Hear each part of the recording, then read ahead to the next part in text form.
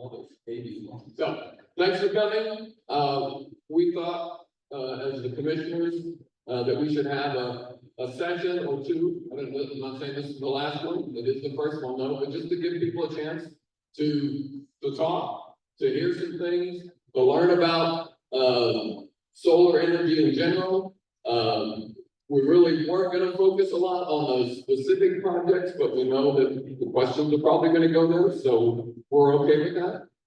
We do have some guidelines for people if they're going to speak. We only have 5 or 6 people that have signed up, but if you want to ask questions, obviously you can ask questions.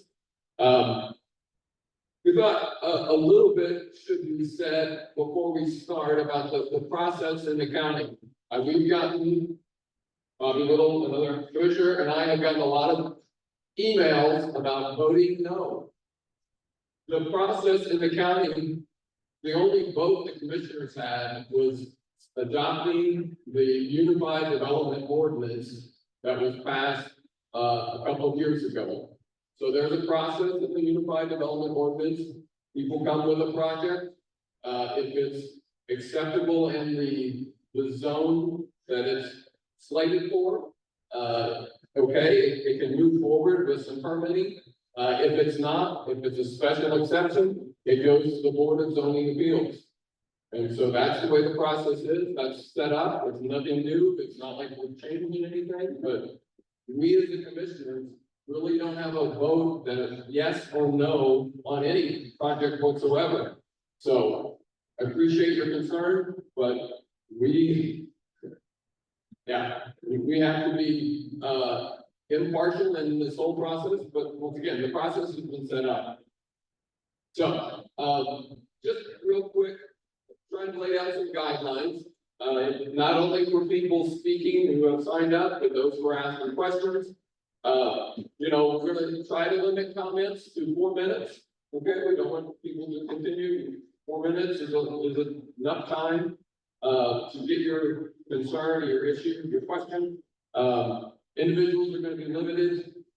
If you want to speak multiple times, if somebody on this list wants to come up again, we want to get through the list once, and then we'll let you come back up.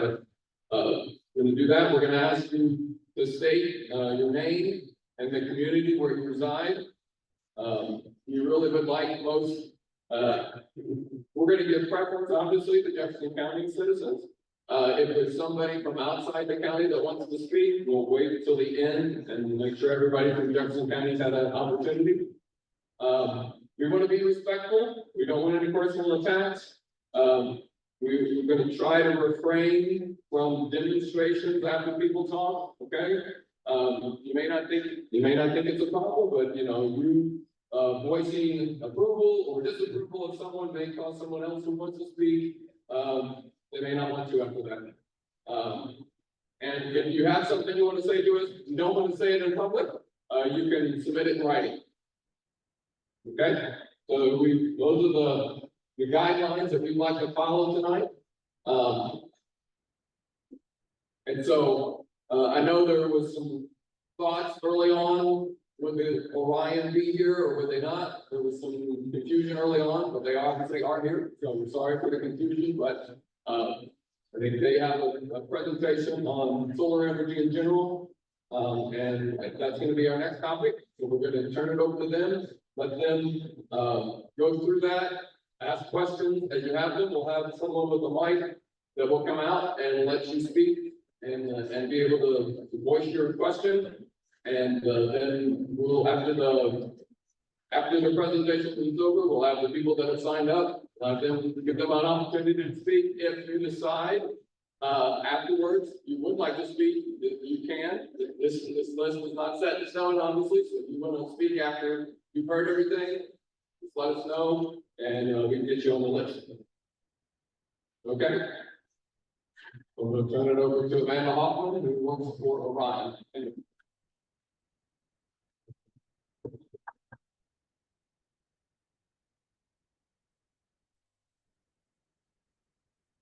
Okay, can everybody hear me? All right. My name is Amanda Hoffman.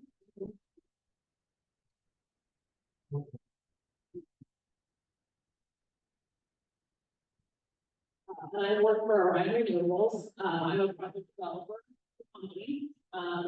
And I am going to be presenting, for you all, but I'm also going to be handing it off to a number of other presenters that we have tonight. So we have a number of experts on the Zoom link that you will see the, video over here. So we have a number of experts that are going to be presenting on certain aspects of a solar project. And then we have, a number of my colleagues here as well. So, yeah, like I said, Amanda Hoffman, project developer for Orion. I also have a colleague on the line, Mike Pressner. We have, Pete Berkelson, Nick Kirkland, and Tommy Cleveland. And then I have, two colleagues here, Justin Wolf and Will Humphrey. So, you'll hear from a number of these folks throughout the night. They'll introduce themselves and, give you a little background on who they are and their titles. I'm not gonna do that for them, but they'll introduce themselves when they speak. So I'm just gonna jump right in here. So how is the project built? We're gonna do real general basic information, about solar. Just so that everybody has a basic understanding of how projects move through the process. Because it's a hot topic, obviously, here in Jefferson County, and we want to make sure that everybody has the tools and information to understand how a project moves through the process. So first, a site is identified. It's chosen based on location, topography, access to the electrical grid, and willing landlord as well as other factors. Okay. Then we move through the process to site control. So that developer works with landowners to come to an agreement with land leases. So after we identify site, then we move forward with those willing landowners to move forward with a land lease to develop the solar project. Then there's an interconnection process, so that project has to connect to the electrical grid. That process can look different in different locations, so I'm not going to go into super great detail about that, but there is a process where either the project connects to the existing transmission line or they connect to an existing power plant. Those are typically the main ways that a project puts power onto the grid. Then we have the preliminary design and permitting process. So that's where the project goes to the local, state, and federal government agencies. We engage with those agencies to move forward with all of the standards that a project needs to meet in order to move forward. And those local jurisdictions also have a process that they typically have to go through to review that application and then determine whether it meets all the standards. Then we go, if a project is approved with all those permitting aspects, then it goes into field surveys. An engineering firm will design the layout of the panels to fit the property, and a building permit is submitted. And then construction starts. After that building permit is approved, then construction starts. That construction can last anywhere between a year, 18 months, potentially 24 months, depends a lot on the weather and how much of a delay there is with weather. And then last but not least, after the project gets built, then it actually gets switched on and it starts producing energy. Okay, so now we're going to move forward with unique solar project attributes, where Michael's going to present on that. So Michael is going to be on the screen over here, but he's going to be speaking on a couple of slides you can see. Yeah, hi everybody. Hopefully you can see me. And just a note, Amanda, we can't see the presentation slides in the Zoom meeting. So I'll just have faith we're working on the same slide. But good evening, everybody. My name is Michael Pressner. I'm the Vice President of the Lobby for Orion Renewables, and sorry I couldn't join you all in person. But before handing it off to my colleagues, I wanted to speak a little bit about the context of the type of projects that we're talking about and some unique aspects to utility scale solar projects in particular.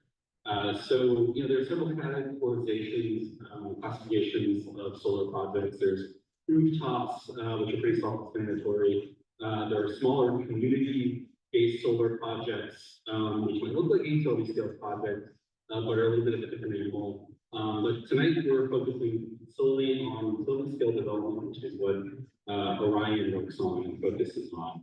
And just wanted to give a little bit of context in terms of things that are particular to utility scale solar projects. So, to state the obvious, solar power is clean. What we mean by that is, unlike other solar generation sources, there are no air emissions or odors. We don't use water as part of cooling, or generally as part of regular operations of the project. There aren't any other types of emissions whatsoever. The power components are simply solar panel, inverters, underground cable, and maybe power transformers and buildings. And that's pretty much at a high level what's involved on utility scale solar projects.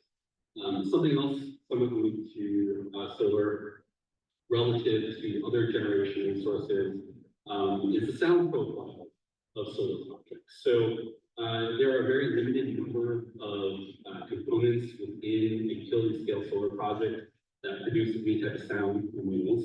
The main one that people tend to focus on are inverters, which are the boxes that convert the voltage from solar panels to the main system voltage that goes over to the power transformer, and that electricity goes to the grid. That is usually the main source of any sound. Slightly less than that are for tracker sites, which are what we mainly focus on where the solar panels tilt to track with the rotation of the sun. That's a very, very small amount in terms of sound emissions. Really, it's the main power transformer and inverters that are throughout the field. But for the most part, it's a quiet facility. Inverters on our projects are sited within the project itself, so quite the distance away from the fence line. And that is very deliberate. That is to just physically reduce the likelihood of sound carrying beyond the facility's fence line. And for most projects, existing ones, if the inverters are located within the facility itself versus on the perimeter, what you hear more often than not is ambient noises. So wind or road traffic tend to be louder at the edge of solar projects than any other equipment within the solar project itself. And during permitting, we always supply a noise and sound study that verifies that based off the location of those facilities. Something else about solar projects we wanted to touch on is building glare. So solar panels are designed to absorb light and not reflect them. Even though there might be a glossy exterior to some particular types of solar panels and technologies, it's still meant to absorb 98% in general in the amount of light that comes across the project itself. This is one reason why solar projects more and more are being built at major U.S. airports, next to runways, within airport facilities. We and other solar developers, during permitting processes, will do a wind and glare study that was supplied to the county using FAA standards to verify sources of any wind and glare, as well as amounts for every portion of the day. One other aspect that's really important and is often discussed about solar projects, which is also very unique to solar. So unlike residential development, commercial development, and often other types of power plants, is the fact that solar projects must be decommissioned. So as part of Jefferson County regulations, part of the agreements with landowners, after the project has reached its lifetime and is done generating electricity, the project is fully decommissioned. So the support structures, inverters, main power transformers, and everything below the surface down to a certain level all gets pulled out. And that is something that is guaranteed through financial security that is posted at the start of construction for these projects, and is in place for the life of the project through decommissioning to ensure that all facilities are removed and the land is returned to its previous use. And the last point I wanted to touch on, which is not typically discussed or really known about, is the fact that solar projects, and this is necessarily especially solar projects, same wind and a lot of other generation projects, natural gas projects, nuclear plants these days, these are not built on speculation. So it's not as if we or another developer goes in, builds a project and hopes at the end of the day that there's somebody to buy it. In order for a shovel to go into the ground for a utility scale project, there has to be a power customer at the end of the day. And something that is very unique in particular to solar projects is that that power contract in our industry on average lasts for 15 to 25 years out. So what I mean by that is we enter into a contract with a utility, another commercial industrial customer that is buying a power from the project. We have to enter into a long-term agreement that is essentially backing the financing of the project to be built.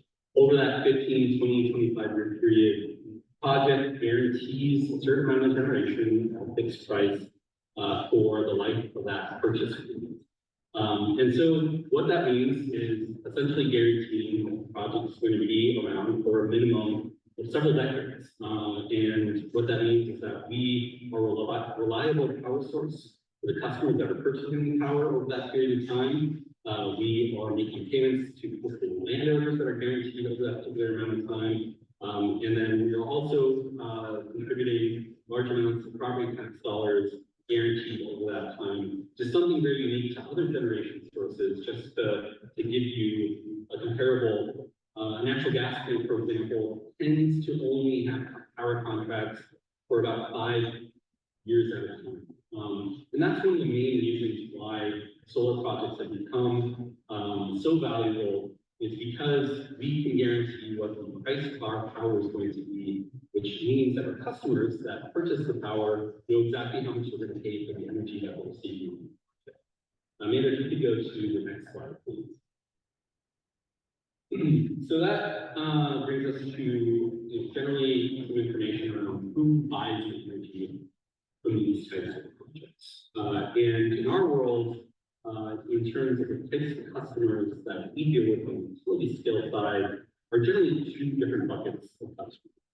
The first one, pretty obvious, are utilities. You know, the NIPSCOs of the world, Dukes of the world, AES, Power of the world, utilities that serve your homes and businesses are a major buyer of renewable energy. And that goes back to some of the attributes that I just spoke about. So, you know, the disadvantage of utilities, again, is certainty of cost. There's no fuel source that we're paying for that fluctuates with markets. It's also clean, and so utilities don't have to worry down the line between air emissions, solve those problems. And most importantly, the cost is locked in. So they know exactly how much they're going to pay for the power for, again, 15, 20, 25 plus years, which is a major incentive for both the utility to control the cost of their generation sources, as well as guarantee for their customers fixed prices that are not dependent on market fluctuation. The second big bucket of customers that we deal with are what are called commercial and industrial customers. So these are typically large corporations, large users of powers, could be major data centers such as Google, Microsoft, Facebook, or large power users, steel plants, manufacturing facilities, those kind of classes of customers. And you know, their interest in that is very similar to utilities.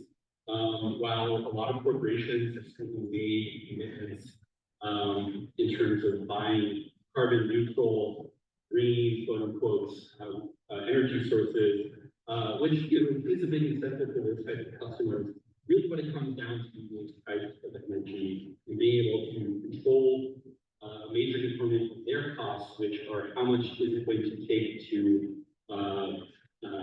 run a facility or a data center. And that's where electricity really can have a major effect on the overall price to those entities. And so that's why more and more we see commercial industrial customers entering into long-term contracts with solar projects. That's just one that we focus on at Jefferson. Amanda, if you could go to the next slide. We're obviously here to discuss questions around solar projects, but wanted to go over a few common ones that come up. And so to go down a few questions where I'm sure there are many more that we'll talk about later on. Some common ones that come up in community sector. So, will utility scale solar project provide power to nearby campuses? So, where our power goes from the facilities that we develop and get built, in large part is dependent on who that end customer is. So, if it is a utility and it's a local utility that's providing power to homes, they can enter into an agreement with a project such as the ones that we develop. And in that case, pretty straightforward. That will, at the end of the day, those electrons do go into the local area, and every electric customer is benefiting from those electrons that are being generated. But for the most part, we are selling power into what's called the wholesale market. And that can mean local utilities, again, that can mean commercial industrial customers that are within the same state, or other utilities that are within the state or other regions. So whether or not the power actually going in to power your homes is largely dependent on who the end customer facility is. But one thing is for sure, electrons are like water in some sense, in that electrons in a certain area are plugged into a grid nearby. They're not going directly to the end customer at the end of the day. They are spreading out along the grid every single mile between the generation resource, the power plant, and the end customer. And so even though electrons from local solar facilities might not be technically going to your home, what they are doing is providing reliability to the local grid. And that is a benefit to everybody nearby, because it does help stabilize the local grid and provide resiliency to the local grid operators. Another common question that we get is, will your electric bill be affected at the end of the month? And this one is a little bit more complicated to answer. In general, if the utility is procuring power from a local solar project, that goes into their overall mix of what are likely dozens, if not hundreds, of different individual projects.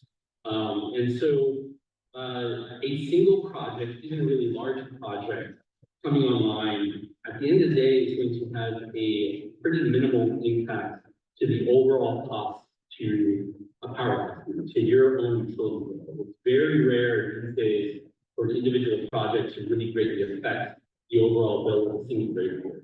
And the other thing just to kind of note is that everyone's utility bill is 50% the generation resources, so the cost of the utility to generate electricity. The other 50% is completely unrelated.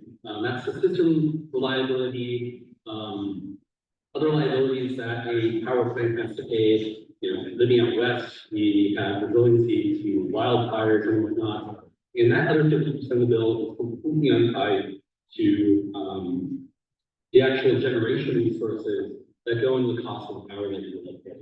And so there are a lot of factors that go into what affects the utility bill, up or down. But we'll say overall, again, going back to one of the main attributes of solar, We are a reliable and economical source of electricity, which is a big reason why utilities, again, are entering into contracts to purchase power from facilities that we develop. And then the second point of this is obviously very different if you're dealing with a corporate or commercial industrial customer, that second class of customer that I mentioned in the previous slide. And the last thing I'll mention before handing it off is how long the payments last. And so being a utility scale project and developer, we only deal with what are called tier one module manufacturers. So that is a relatively small group of manufacturers that are essentially the highest quality solar panels that you can get. Stuff you put on your roofs, even on smaller projects, community solar projects that I mentioned, tend to use other tiers of module manufacturers. We only focus on tier one module manufacturers. And so what that means, and it's pretty industry standard, is that panels are meant to operate for 30 years, and they're warranted to do. And so projects that we develop and construct, when those panels get installed on day one, they are warranted to last for up to 30 years. And so that is the useful lifespan that owners and operators and developers such as us rely on, is to expect every panel to operate for a 30 years. And so with that, Amanda, I will hand it off to the next person. Perfect. Thank you, Michael.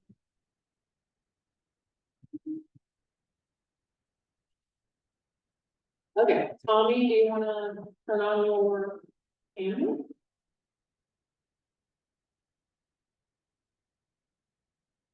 Yes, everybody see and hear me okay? Yes, we can.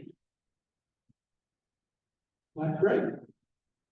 Yeah, I'm glad to be able to present it this way. Apologize, I'm not able to be there, but I'm gonna talk to you for a few minutes about health and safety concerns that many people may have about solar. And if you've got the slides running there,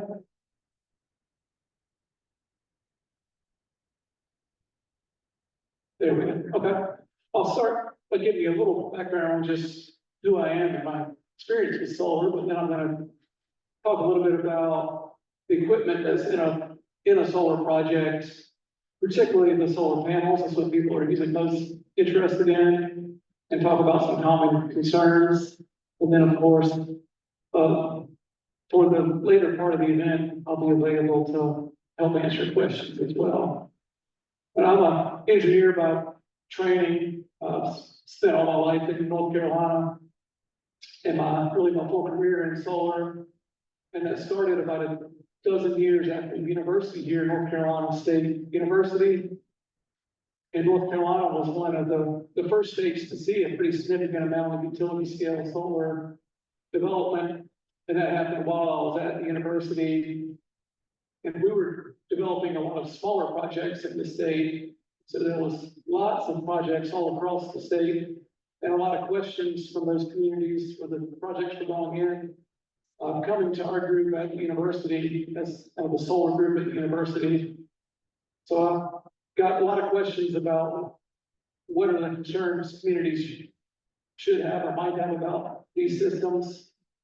So I've been looking deeply into these questions for about 12, or at least 12 years now. And while I was at the university, I wrote a very in-depth white paper, kind of public education paper on these questions of health and safety impacts. And since then, I've been presenting nationally and across the country on questions about health and safety impacts. My day job, though, was a solar engineer at a small nonprofit energy consulting company. And we work primarily for electric utilities. The electric utility will hire us to come in and commission solar projects as they're being built. So we'll inspect construction and also do review of their controls that operate the project. So I've got a lot of field experience being on the ground as these projects are being built, put into practice. So what I'm going to talk about today to start off with is the components of a solar project. The majority of what you would see if you're walking around the projects are just rows of solar panels. And then this other equipment is really just very small footprint for the other equipment. The solar panels are not a new technology, it's same basic technology that's been implemented for the last 50 years. And we'll talk a little more in depth about the solar panels themselves on the next slide. They're all mounted on a utility, or sorry, what the industry calls a racking system. Those could either be a fixed tilt rack, where they just permanently tilt it toward the south, or more commonly now is a one-axis tracker, where that system slowly rotates automatically across the day to follow the path of the sun, starting out facing east. By the end of the day, it's facing west. And then the main other piece of equipment in the whole project are inverters that convert the DC electricity the panels produce into a grid sinks AC electricity. And those are fairly large, usually mounted on a concrete pad or maybe on a steel platform sitting on some piers. You can think of them roughly as the size of a golf cart, something similar to that, depending on the manufacturer. And then right beside that inverter will be a transformer to bump up the voltage coming out of the inverter. And those are just a small, very small footprint spread around the project. Usually they are 3 to 5 megawatt per inverter. So for simple math, if you had a 100 megawatt site and 5 megawatt inverters, you would have about 20 of those inverters spread around the project, usually fairly centrally located in a group of panels that are all feeding into that inverter. I think there'll be a substation or a project for that substation, boost the voltage again higher to connect to the transmission grid. So there you'll have one large transformer, some circuit breakers, and other support equipment. It's really not any different, particularly than other kind of substations that you'll see around the community that would just be existing in the utility infrastructure. And then, as you've heard described already, that power goes directly into the transmission system. There's no batteries required on site or elsewhere. As that electricity is produced, it naturally goes out and immediately finds the nearest loads that it's able to serve. You would move to the next slide. We'll look a little more in depth at a typical photovoltaic panel, or usually just referred to as for short PV. There's really two primary technologies that these panels can use. They're both photovoltaic technologies, but that material can be made out of different compounds. Most commonly is a silicon-based PV material, and that's what's shown in this slide. And the majority of utility scale projects and more or less 100% of rooftop projects use silicon-based panels. But there is another technology, sometimes referred to as thin film, but it's specifically a cadmium telluride. Is what the cell is made of. And that's effectively made just by one manufacturer, First Solar. You may also hear it referred to as a First Solar module. And those are somewhat common in the utility scale industry, but not nearly as common as the silicon-based cells. But for both technologies, the construction of the panels are very similar. Really a tiny fraction of the weight of the panel is the cell itself. Most of the panel is there to protect those cells for that long life, sitting out in the weather for decades. So about 80% of the weight is a tempered glass front and an aluminum frame for rigidity and to give you a way to mount that panel. They're roughly about 3.5 feet wide, 7.5 feet tall, and weigh about 50 pounds. And again, most all that weight is just that protective glass cover. The next most significant weight is plastic. There's encapsulation layers. That's a clear plastic film above and below the cells to keep moisture away from those cells for their entire life. And that In almost all cases, that material is EVA. It's a very common plastic used in thousands of consumer products. And it's also used in windshield glass. This is basically the same way an auto windshield glass is made. That EVA is a waterproof layer, and if the glass does ever break, it keeps those little pieces of glass all attached. And in many cases, it can still remain waterproof even with the broken glass. And then you have tiny bits of metal that are in here to conduct away the electricity from those cells, and 2 wires that come out the back. And that metal is largely copper, there's some silver, and then there's solder that's mostly tin, it's a mixture of tin and lead. And then you have these 2 wires that are copper wires coming out the back that are obviously insulated. So of all those materials, you can see there's no liquids. It's all very common construction materials, consumer product materials. The only material really of that has any health or safety concern is that tiny bit of lead in the solder. And this has been typical of solar panel construction for decades now. So there's many decades of field experience and research on these panels. And no worry about the risk of that lead getting out to the environment because of all those things I said. The super durable glass cover, the plastic layers seal it away from moisture, and then there's just a tiny bit of lead there. Studies that have been done, we'll go to the next slide and talk about these risks more specifically on these top 2 items here. It's a toxicity bullet, a broken EV panel bullet. There's been a number of studies, both physical tests and then also more of academic simulations of worst case scenarios. Could this lead get out? How bad could it be? The worst case scenario anybody can think of is it's not possible for that lead to have a negative impact on human health. There's just too little there, and it's too hard to get out. The panels are able to just go directly into a landfill, and there's standardized testing to determine that they're non-hazardous waste, so that they can go into a landfill. The last 2 bullets here, other common concerns are fire and EMF, and sometimes just referred to as radiation. On the fire front, it's certainly possible to have an electrical short in the panels or other parts of the wiring of the project. But by and large, the equipment's just not flammable. The insulation on the wire is flammable. This few plastic layers are flammable.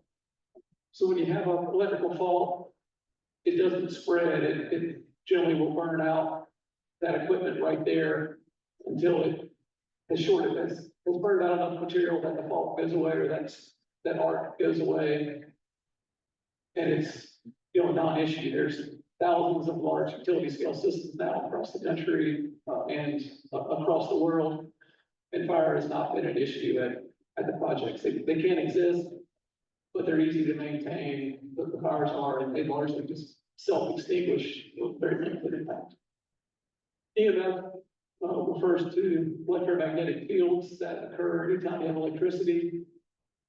All of these solar panels and the wiring between them, this creates DC electricity, and there's essentially no EMF associated with those. It's the AC electricity that has a 60 hertz frequency associated with it, just like all electricity and utility wires, as well as wiring in homes and powering devices, has some EMF associated with it. Largely, the scientific thinking is there's not any health and safety concern at all with that EMF. But regardless, the EMF generated by the solar equipment would never reach anybody outside the project.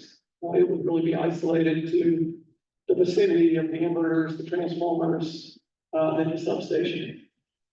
But it doesn't, those fields don't extend very far from the equipment. So people, even next door neighbors to the project, would not experience any additional EMF.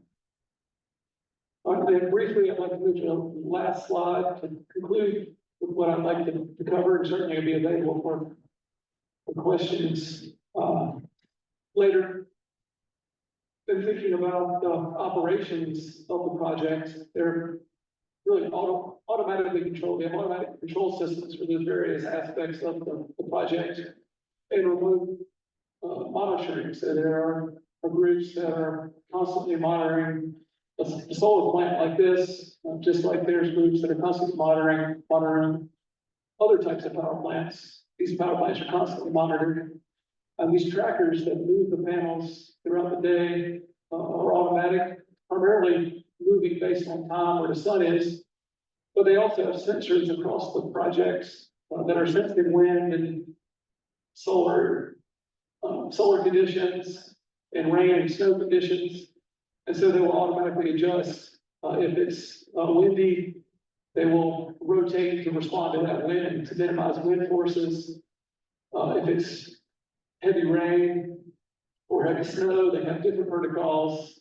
If it's a situation where there's hail predicted, they will turn to the most steep angle, which should avoid hail damage. They can turn almost vertical, it's close to vertical, and avoid hail damage. But they can also turn very vertical to avoid snow loading. And then there's manual overrides that the controllers can use to make those same kind of adjustments if the automatic system isn't, well enough aware of the weather. So there's a lot more I can address in questions, but I don't want to take more time now. I appreciate that time to present. Thank you. Thank you so much, Tommy. Really appreciate it. Now we have Pete Berkelson that will be speaking, and he's going to share his screen via Zoom because he has some transitions that I can't control on this. So it's easier for you to just look at that screen than possible. Yeah, are you able to see the screen now? Yes. All right, thank you. Well, here we go. This will be a quick introduction, and I just want to start the introduction by telling you who I am. I'm coming to you tonight from Central Nebraska, a beautiful part of the world we call the Lost Hills. I'm actually a farmer and a rancher. Little aerial view of our operation, but at its core, what I am is a wildlife biologist that has spent my career designing, establishing, and managing vegetation. And so that's where I come into the picture with our conversation tonight. And I just want to pretty briefly go through what some of the key considerations are regarding vegetative stuff and how we can use vegetation on our utility scale solar project to deliver a lot of multiple environmental benefits. I'm going to chat just a little bit about those. I'm going to start by showing you this screen. This is actually shows where the utility scale solar projects are in 2024 that Conservation Movement is working. And obviously Indiana is one of the real hotbeds in the nation of where projects are happening. But I show you this image on this screen to make this point. This project that you're here tonight to learn more about is a really, really unique project. But the questions and the thoughts and the things that you want to know about, the concerns that you have related to soil health, erosion, water quality, stormwater runoff, how can we have multiple environmental benefits? Those are not unique. Those are asked on every single one of these utility scale solar project questions that we work on across the country. And this is where we kind of think that we come to this with a unique perspective and a unique level of expertise to think about how multiple environmental benefits can be delivered. So just very quickly, some, not all, but some of the multiple environmental benefits that this, a project like this and the other utility scale solar projects in Indiana are thinking about are things like I kind of already mentioned. Soil health. How can we make sure we're reducing soil erosion? We're improving water quality. We're thinking about things like carbon sequestration, water percolation. How do we move water that comes onto the system, instead of it running off along the top of the ground, how we get it to move into the ground. Pollinator health and habitat, setting the area up where it's performing as a wildlife corridor that can connect different pieces of habitat that are out there. Things like agrivoltaics. How can agriculture still be a part of a utility scale solar project? So these are just some of the things that are considered that could be an objective and an environmental benefit deliverable as part of this project that we're having. And just like every solar project has a code for wiring, how the solar panels are made, how panels are attached, how many torque pounds of pressure is on a bolt. There is a plan for how the vegetation is prepared, established, and then managed on a site. That's called a vegetation management plan. And a vegetation management plan will talk about lots and lots and lots of things, but it will talk about how to prepare a site, how to plant it, when to plant it, what a seed mixture is, when cover crop options should be used, what the management is in the first couple of years, lots of very detailed information. And that vegetation management plan is designed uniquely for each individual project that's out there. It contains lots and lots of very detailed information about what should be done to produce the vegetative outcome that we want on that project. And again, this is very unique and critically important to deliver the environmental objectives that we might want with this project. And then every project will have a very unique seed mixture that's designed to fit all of these objectives that happen up there. And a vegetation management plan, as I mentioned, will say when you can plant, what kind of methodology you can use to plant, how management will be applied to the site, particularly in the first year when there has a significant opportunity of being a lot of weeds that show up on the site.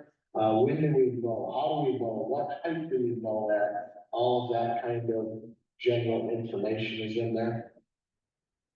And then most of the utility scale solar projects that are out there, particularly the ones that we work on in the state of Indiana, take a unique approach of using two different seed mixtures on a project. And as you're looking at this picture, this is a real world project. The area that's kind of in the pink or the mauve color is the area inside the project fence where there are panels and where we have designed a seed mixture to not grow any taller than what the lower panel height is above the ground. So the vegetation will not grow tall enough that it produces any shading on the lower panel height.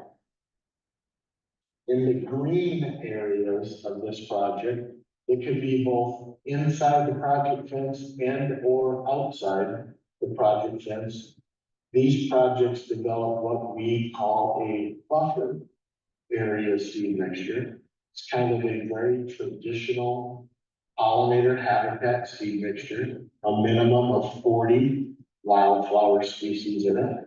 Can grow to lots of different heights because there are no panels there. And using this two seed mixture approach works really, really well to provide key environmental benefits. And in a state like Indiana, where Purdue has developed this thing called the Indiana Solar Site Pollinator Habitat Planning Scorecard. It's a long name, but it is a scorecard that develops a score that provides helps to determine whether a utility scale solar project is providing good pollinator health and habitat outcomes. This two seed mixture approach that I just demonstrated to you has on average in the state of Indiana producing a score of 115, and that is well into the approved range of being designated as providing pollinator habitat benefits. But there's really other things that we can do in addition to pollinator health and habitat. Certainly, we can be providing benefits for honeybees. These projects can be a key spot to locate commercial beehives that impact U.S. source honey production. But it can also be a habitat that is critically important for things like monarch butterfly, which in December has a high likelihood of being listed as an endangered species. The most iconically recognized insect species in the country has the potential to be listed as an endangered species on December 4th of this year. Utility scale solar projects can provide some of the key critical habitat components for a species like this. Soil health can be a really important consideration that a project can help deliver. And there is not a way that we can stick a probe in the ground that says yes or no, you have good soil health. But we look at 4 indicators that are representative of soil health by looking at the soil organic matter, the physical structure of the soil, the chemical structure of the soil, and the biological structure of the soil. We can monitor and document improvements and the quality of the soil health. And that will be a really important and unique opportunity with utility scale solar.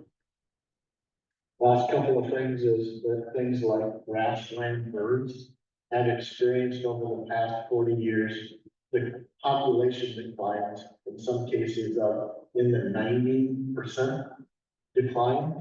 And projects like this, hard to believe, but solar projects that are planting vast amounts of grass habitat can also provide critically important and missing habitat for grassland species like this. And I'll just finish and then I'll turn it back to Amanda and the team there, that this is a unique opportunity that Orion is very interested in how to deliver, and maintain multiple environmental benefits. And I will be here the rest of the night to answer your questions that might come up related to that. Thank you. Thanks so much, Pete. Really appreciate it. Now we have Nick Kirkland on the line to present regarding property values. Okay. Yes, good evening. Can you hear me? Yes, we can. Okay, great. My name is Nick Kirkland with Kirkland Appraisals. I'm a state certified general appraiser in the state of Indiana, as well as several other states.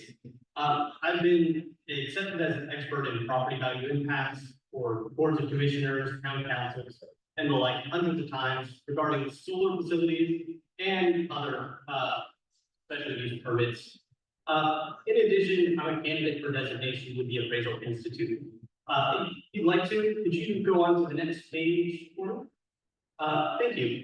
So what I'm going to be talking to you about this evening is what are solar farms and their relation to property values. Excuse me. So first, what I'd like to discuss, could you go to the next slide, please? I'd like to discuss what's called an externality, or some facet or characteristic of a property that could cause it to impact another property. So examples of this I'm going to go through and kind of discuss how solar fits in relatively briefly. First, there's hazardous materials, which has already been covered as not being something present regarding a solar facility and therefore not potentially impactful. The second most common one that gets discussed regarding property values and what would impact the neighbors would be noise. But as Michael has already discussed, noise is not really a factor regarding solar facilities and therefore is unlikely to impact adjoining property values. Next is traffic. Traffic for a finished solar facility is relatively minimal, with most of the trips being solely for maintenance and vegetative buffers, as well as repairs. Typically, several, single-family dwellings will have more vehicle trips, in a month than one solar facility. So if you take any country road with a couple houses on it, that's about as much traffic as you would expect from a finished solar facility. Given that it's not really a traffic generator, it's not a destination, people aren't going there to shop or anything like that. So there's not a basis for impact there. The next one is, odor. There is no specific odor associated with solar facilities and therefore no, impact to neighboring property values. And that leads us to the last two. The question being, well, if there would be an impact from the solar facility on a neighbor's property value, what would cost? Well, it's typically appearance or uses that have a stigma. So to briefly discuss stigma, a stigma is where there is a cross-market negative perception of a use. Examples are often adult establishments, correctional facilities, and sometimes rehabilitation centers. And what this means is there is a measurable impact to the property values of uses directly adjacent to these types of uses. And not just in one scenario, but consistently there's a pattern of that because there's something less desirable about living next to such a use. We have significant match pair data that I'll be discussing shortly that shows that stigma is not a concern regarding solar facilities.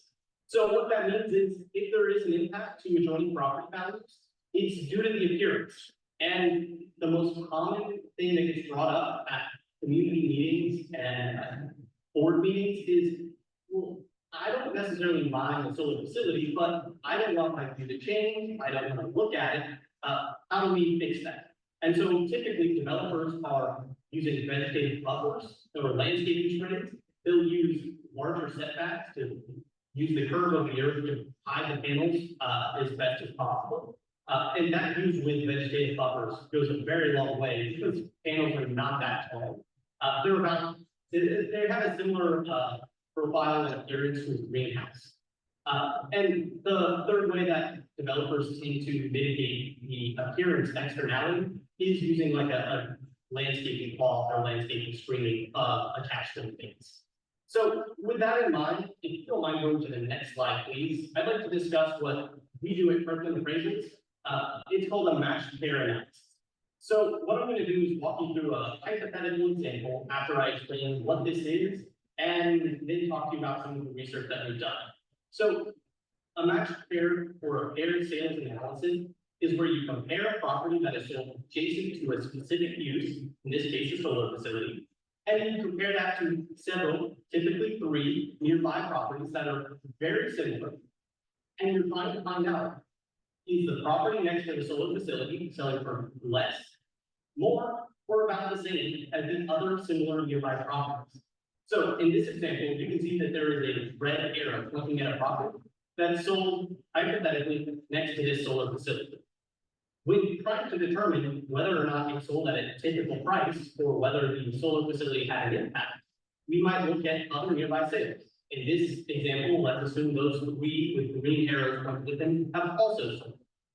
After typical adjustments such as age, or if there was a slightly different date of sale, condition of the improvements, and the like, we're trying to determine, well, is there an impact? Did the property with a red arrow pointed at it sell for more, less, or about the same? If you go to the next slide, please. So an important factor in doing a matched pair analysis is not stopping there. It's not that difficult to find nearby sales, say, yes, this sold for more, this sold for less, and the impact is positive, whatever percentage, or negative this, but it doesn't always tell the whole story. So the most important thing is reaching out to the buyer or seller's agent to ask, hey, when you were listing this property, or when you purchased this property, did you pay less for it because it's adjacent to a solar facility? Was the list price different than what it otherwise would have been because it's next to a solar facility? Or was the marketing, did it take longer to sell? These are important things to reach out and ask, and without actually doing that to confirm, it's difficult to utilize just the matched pair on its own. Additionally, real estate is an imperfect market, and the best example of this would be looking at a cookie cutter neighborhood we're gonna be the same, developer, building the same type of house, similar square footage, same size lot, and looking, hey, are all of the houses selling for the same value? Well, no, because that's not how real estate works. It's imperfect. And some people prefer to be on a corner, some don't. Sometimes the developer wants to sell something at the end of the month. And at the end of the day, that's just inherent in real estate. And that's part of where we talk about real estate is imperfect. So when discussing matched pairs, if they say -5% to the adjoining property value or +5% to the adjoining property value, these are both strong indications of no impact to the adjoining property's value. And another way to look or think about this is if you ever have your house or your property appraised, if you look at the comparable sales that they utilize, the difference between the highest comparable and the lowest comparable is typically more than 5%, because real estate is imperfect. And lastly, it's very important to have additional examples. Having one example that says -10% and 15 examples that say +10%, and cherry picking one of those is not representing what's actually happening. So whenever we're discussing our findings, we're always showing everything. Those that show potential negative, those that show potential positive, and then the vast majority which show significantly no impact to adjoining property values. If you could go to the next slide, please. There's 4 typical university studies that get brought up in regards to property values that I'd like to touch on briefly. The first is the University of Texas at Austin. This is a study that was a survey of appraisers and assessors asking in a hypothetical scenario, what impact do you think a solar facility would have on adjoining properties values? The overall conclusion of the study was that based on the responses they got, a solar farm is unlikely to have an impact on adjoining property values. The one on the right is the University of Rhode Island study, which was a study looking at population density, or at what point would a solar facility have an impact in a rural area, in a suburban area, in a urban area like downtown. Where would you expect it?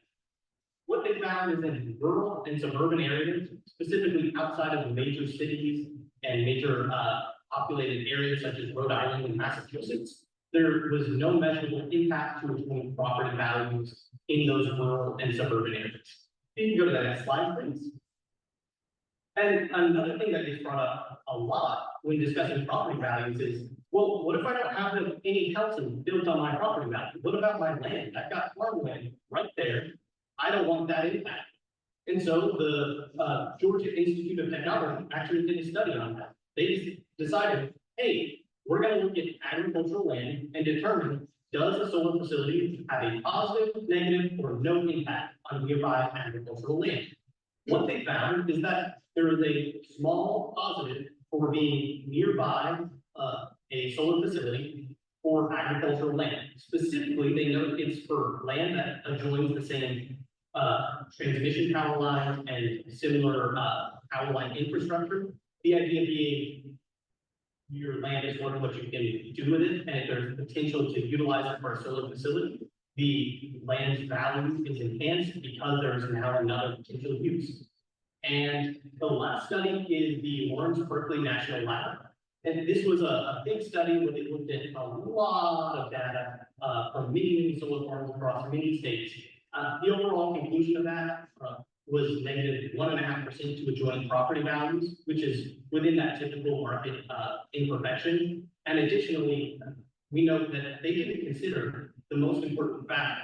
As previously discussed, the appearance is the most important factor when determining whether or not the solar facility would have an impact. Within that study, they have compared solar facilities with no vegetative buffer to those with significant vegetative buffers, and not really made any adjustments or even considered that as a factor. And it's something the researchers themselves have noted as a deficiency in their study. And so lastly, what I'd like to do is briefly just touch on one matched pair analysis that we've done here in Indiana. And this is in Henry and Rush counties. So just very briefly, this is a solar facility that was built last year. And there is a home that sold with a little dot on it there on the map.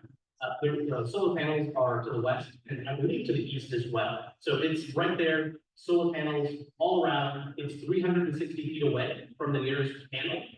And after comparing it to other similar nearby homes that sold, it shows a 7% positive for being adjacent to the solar facility.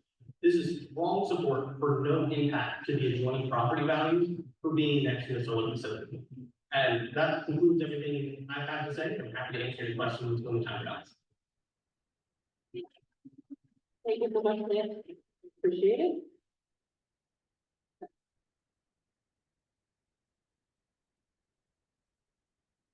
So I'm just gonna briefly touch on this because you guys have already kind of heard a bit of this already, but briefly so that we can get to all of your questions. So just in general, solar, there's lots of benefits that come from a solar project to the community. Us, Orion, we tend to try to be the best neighbor we possibly can and try to make sure that we're part of the community for the long term. Therefore, there's lots of benefits that we bring to try to support the community and the needs throughout the community, any local needs. And that's why we try to understand over a long period of time as we talk to people, talk to landowners, talk to lots of different stakeholders and understand those needs and try to help be part of the community and a good steward. So that, with that said, as it's already been stated, you know, these projects bring hundreds of millions of dollars of investment to the community in the surrounding area. It's a clean renewable energy source. There's pollinator-friendly plantings that are included within the project development.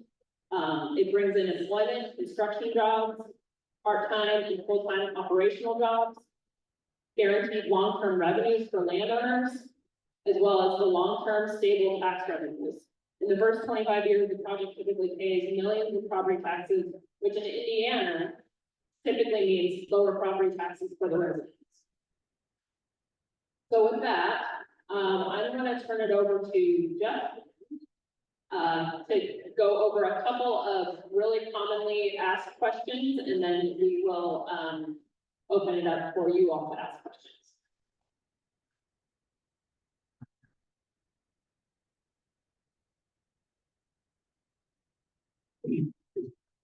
Good evening, y'all. I'll try to keep it brief. I know people are probably itching to get their own questions answered. Thanks so much for sitting through this. Seems like most people are still awake. So we'll try to keep the energy level here.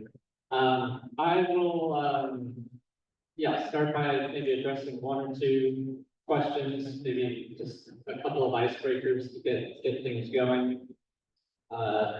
Commonly asked questions for developers. So one question is that we hear a lot is, you, Orion, or said development company, you seem like nice people.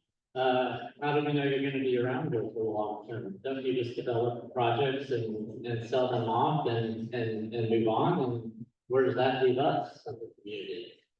Which is a great question.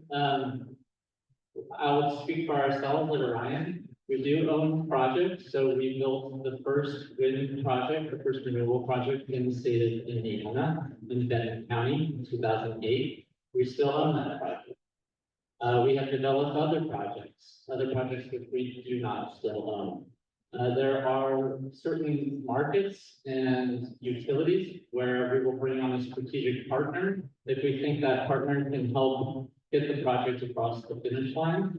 We may partner with, for example, a solar manufacturer because they have panels and they want to get those panels out there and it gives us a competitive cost advantage.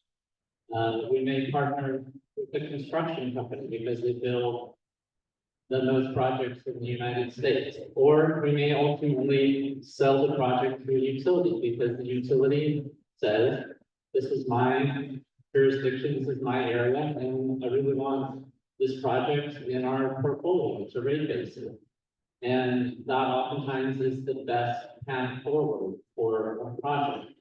However, this is all backstopped by contracts and agreements with our landowners with the community and with the utilities to whom we sell the power. Meaning that anyone that we partner with will be beholden to agreements that we make with our landowners, commitments we make to the county, and also these utility power purchase agreements, which Michael Trustner had alluded to. Now, does this go perfect 100% of the time? No. And I can give you a specific example where a mistake was made and it did not go according to plan. But I'll also say we learn from our mistakes too. So there is a recent article published by Reuters, I want to say in the last 6 months. And there's a landowner in our Dunn's Bridge project, his name is David Duttlinger. I'm good friends with David. I'm the one who signed him to the agreement. He and I still have a relationship and we maintain contact to this day. What happened with David is that if you all are familiar with this project, it's in northern Indiana, Jasper County, Indiana. There's a large coal plant owned by NIPSCO, which was set to retire. And we developed a large solar project in the footprint of that coal plant. And we brought on a strategic partner, construction company, owner operator Nextera, to construct the project. And NIPSCO, the utility, wanted to own this particular project. And so that was the path forward for that project. In our landowner agreements, we have a clause in there which says prior to construction, the construction company will meet with the landowners to go over site plan and discuss the layout with that landowner.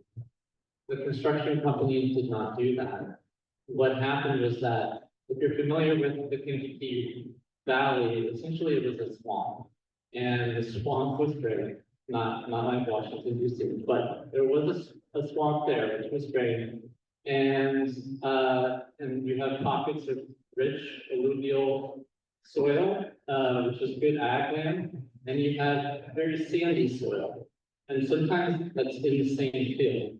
Now, David says to me, he said, look, we have a sand hill here. I want you to be careful of it. There's sand and there's about 3-6 inches of topsoil on that. And if you scrape the topsoil off, it will float.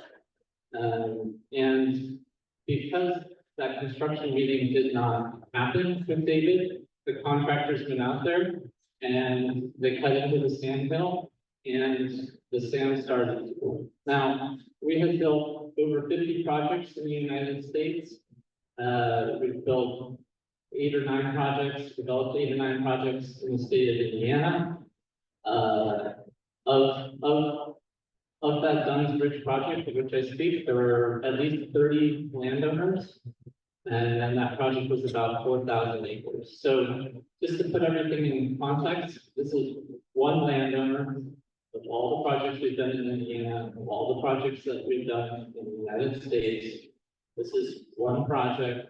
This was limited to about 5 acres within 4,000 acres.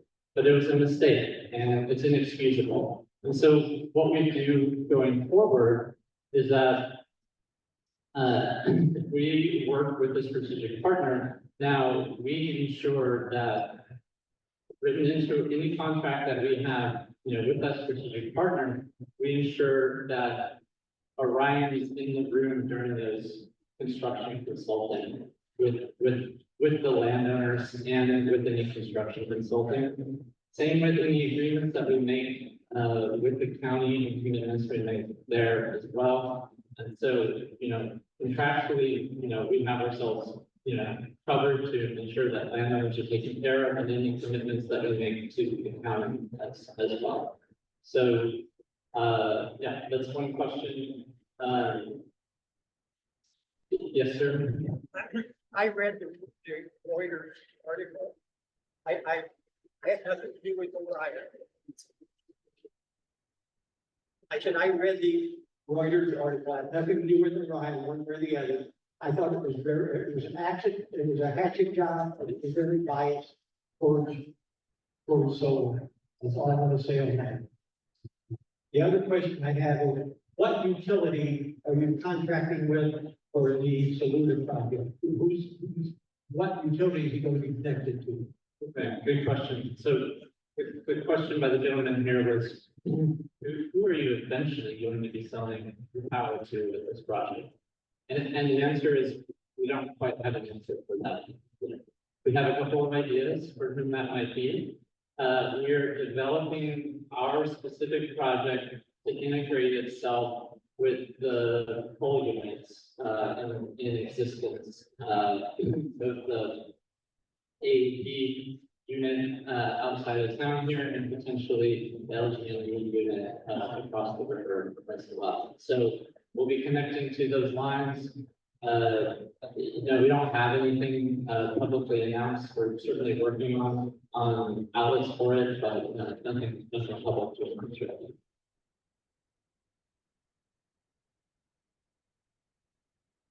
I will say though, to that end, I guess the next question maybe this gentleman is thinking is, well, why are you permitting now then?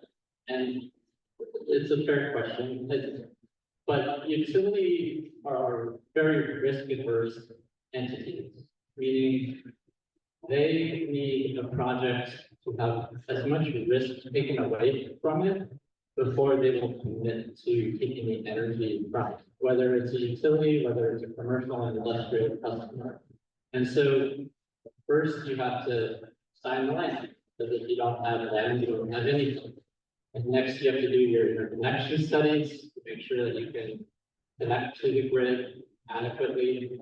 And finally, you also need a permit, because if you can't get a local land use permit, then how can the project succeed? So the utility has to go in front of the state regulators, the Public Utility Commission. They certainly don't want to purchase energy from a project which isn't going to work out. So it's a requirement of theirs, or I should say they strongly favor projects that are de-risked to the extent possible before they will even consider buying energy from that project. So hence the sequence of events here. We can open it up to other questions, statements. We'll send someone back to you.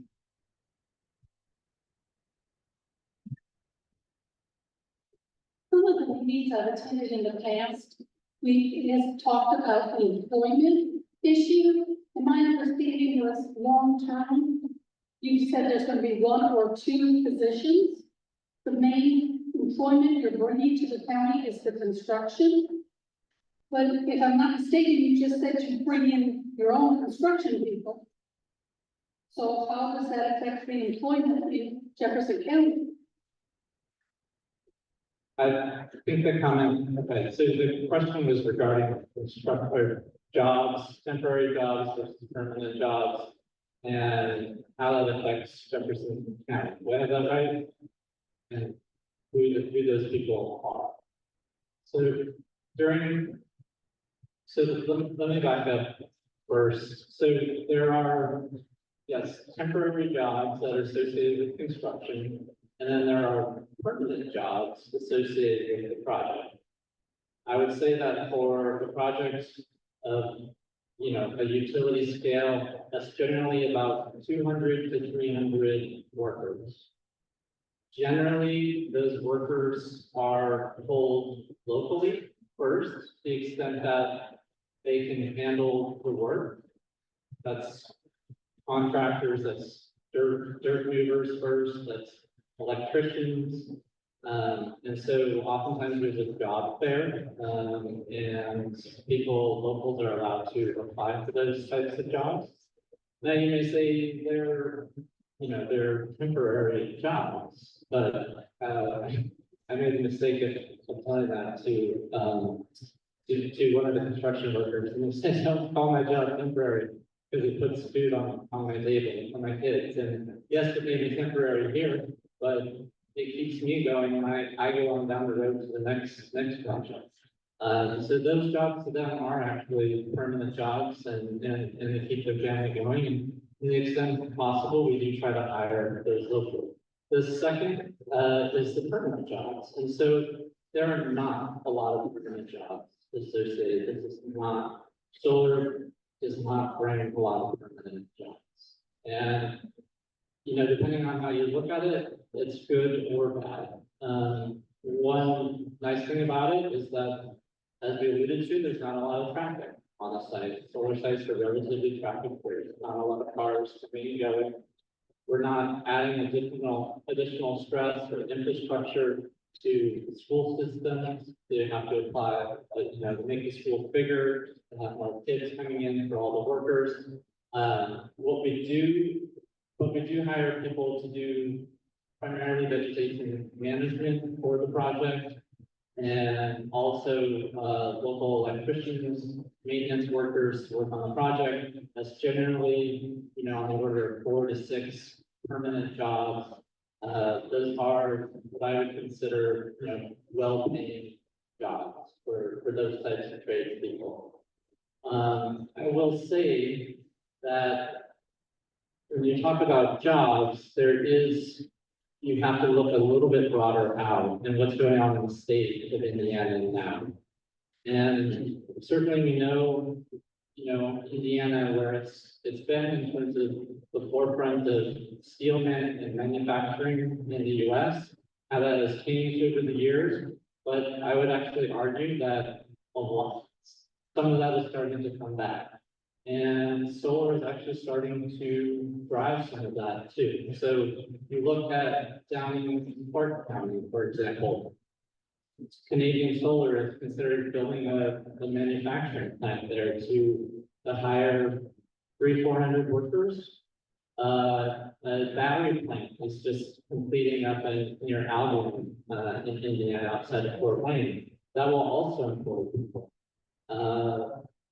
There's data centers that are coming in too, which are, you know, asking for renewable energy. Those also are employing people too, both on the construction side and the permanent side. And I get it, you know, maybe some of these things you like, maybe some of these things you don't like, but I grew up in a small town. I don't live there anymore because there were no jobs for, you know, us to stick around. And so a lot of us have left the community. And it's a little heartbreaking.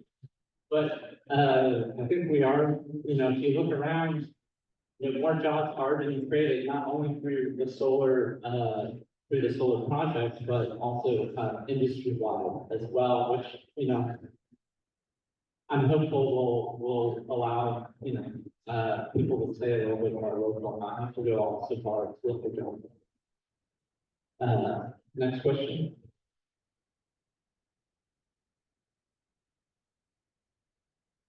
They break down very often, you got that maintenance. The question was, do the panels break down very often? Do you have to have maintenance?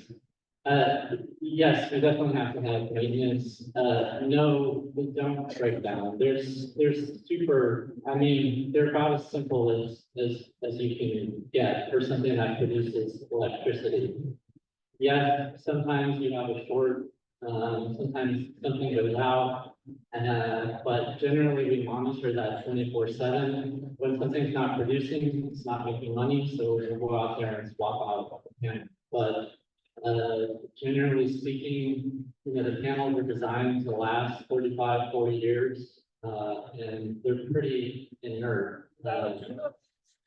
Sorry? Without a tune-up or without any kind of work machinery?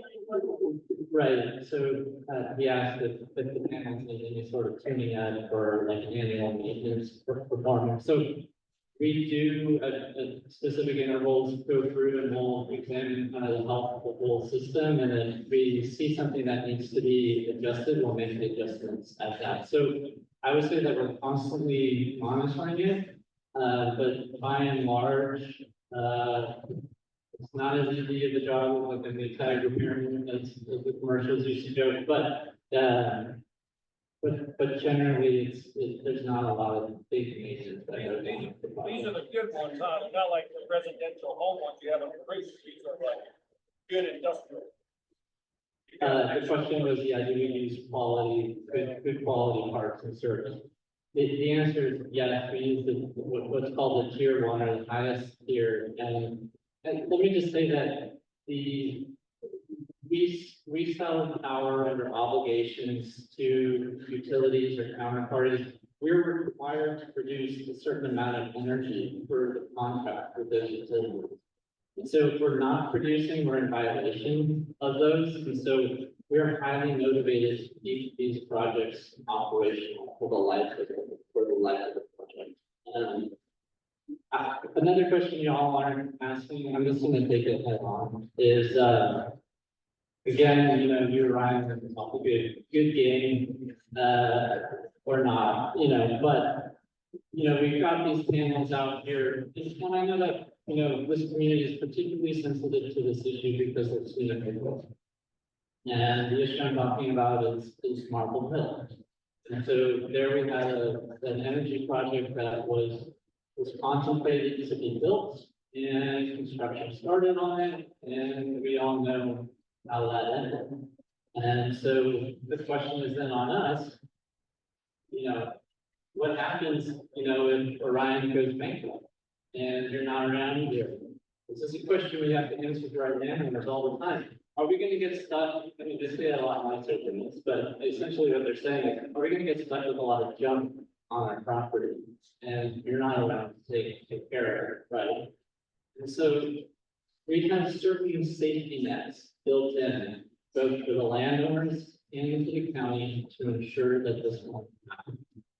And so the first safety net, and probably the most important one, is this concept of financial security. And so prior to the start of construction, we are going to put up a letter of credit, a financial security, and that will be, you know, in the county's name, so the county can draw upon it if needed. So if something happens to Orion or the project, and it goes default, defunct, it's not operating anymore, you know, outside of the whole bankruptcy process, the county will be able to call upon this bond, this irrevocable letter of credit, to ensure that there is money to clean up and restore the land, to get it back into condition where it can be viable again. And so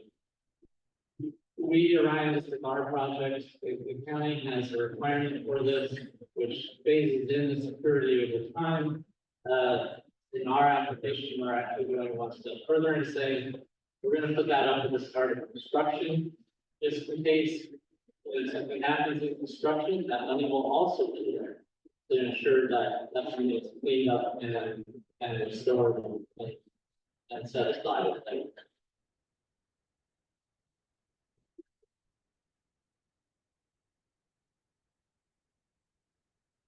Very true.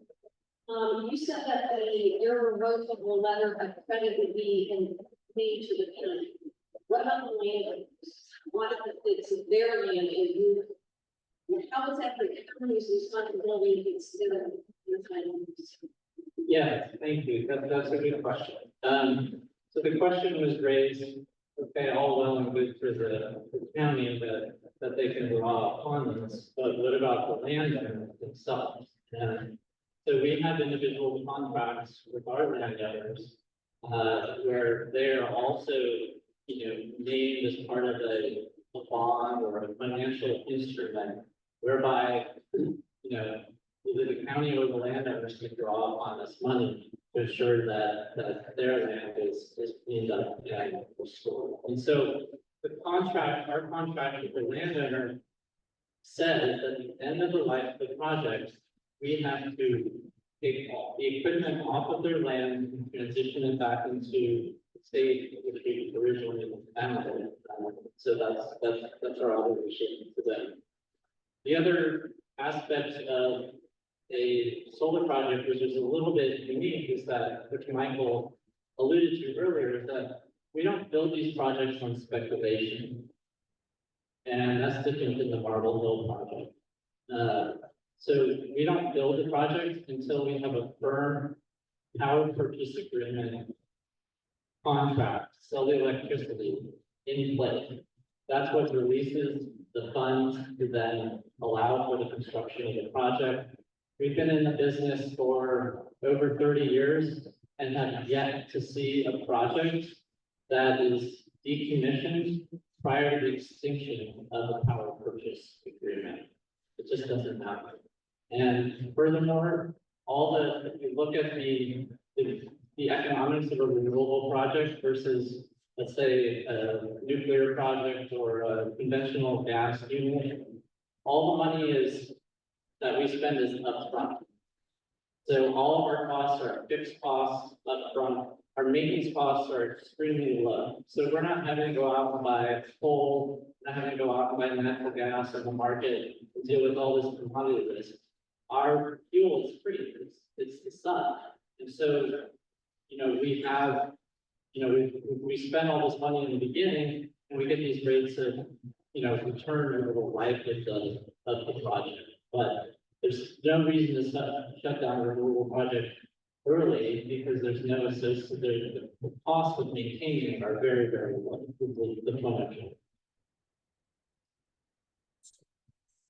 Kenny Stewart, live on 900 South. A few things.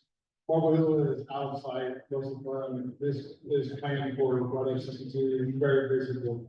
The bond that you talk about that's going to be for the county, is it a slush fund? Is that something that it can be used by the county to say emergency issue, ambulance issues that Clark County is having? Can they pull from that fund to fund an ambulance or EMS thing, or is it strictly for the cleanup of the solar farms?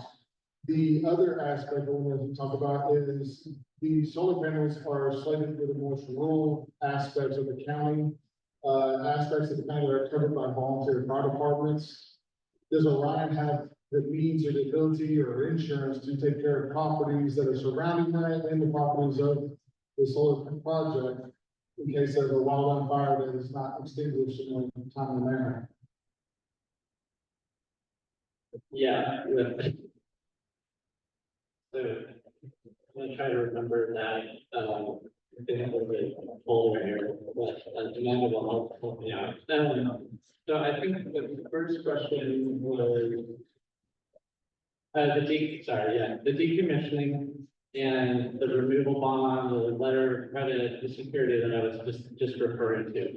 Whether that can be also used by the county to fund other endeavors. The answer to that is no. It can only be used for the cleanup and restoration of the site if for some reason the project doesn't fulfill its obligation to clean up and restore, which it's obligated to do. So it's for that very specific reason, it's just an insurance policy for the landowners and for the county. Now, that doesn't mean though that the county can't enter into, I think this is maybe what you're referring to, an economic development agreement with a solar company. And so the solar project pays into, the general tax fund. And so it's possible that a negotiated deal could be structured, with the county, whereby some of that tax money is, put into a general fund, for whatever reason. So that is possible to structure that. It's also possible for a solar company to do its own economic development agreement and, like we said, be a good neighbor and help out other causes. And so we as a company, I can't speak for every company, but we as a company look for where there are specific needs in the community. And we also want to make sure that the impact of our project is going to be developed mostly in Saluda Township. And so we want to make sure that the benefits from the project are also felt primarily in Saluda Township to help folks out. So you are mentioning causes that are near and dear to our hearts, which are educational opportunities, and fire departments, especially volunteer fire departments, yes, yeah, these are causes that we definitely want to help out. I think the second question you asked is, in the case of an incident or a fire, do you all have insurance to cover damages and a plan to mitigate? The answer is yes. We carry full insurance, for the project. And that indemnifies or that makes people whole if damage is caused to their property, as well. And then just a further thought there is that we also work with local EMS, first responders, and so as part of our project, again, I'm just speaking to us specifically, we will sit down with fire department kind of on an annual basis, do an annual training with them, go over, everything that they need to do to, respond to the site. We have a Knox box, on the site as well, which fire department can access. We will train them. There's these specific, materials that we need. We'll help provide those as well.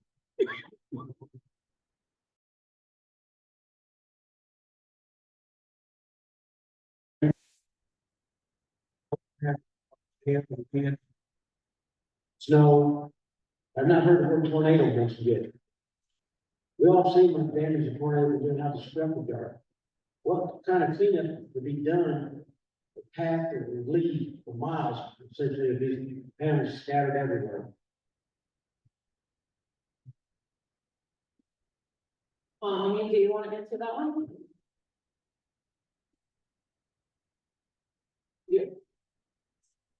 Yes, I'm glad to talk about that.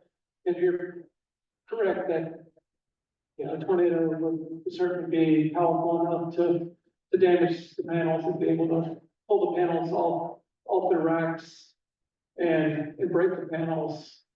They are designed, but the panels themselves and the racking to withstand whatever the building required wind speed is for the area, but a tornado would exceed that.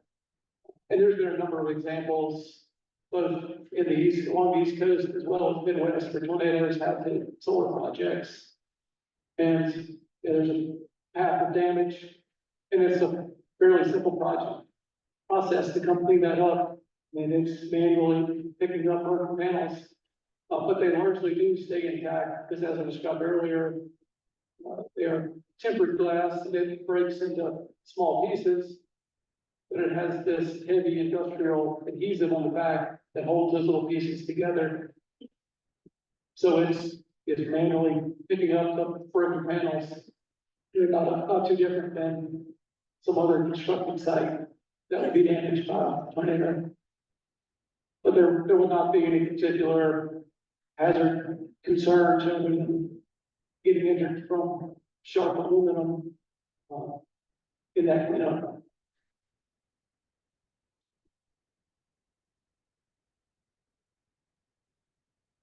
My name is Amanda Jackson, and I'm a Saluda Township landowner. My question is about Saluda taxes, property tax. Is it true that this will cut our property taxes dramatically?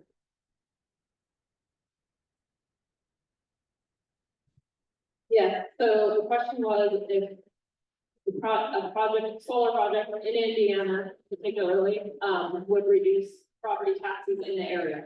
And the answer is yes.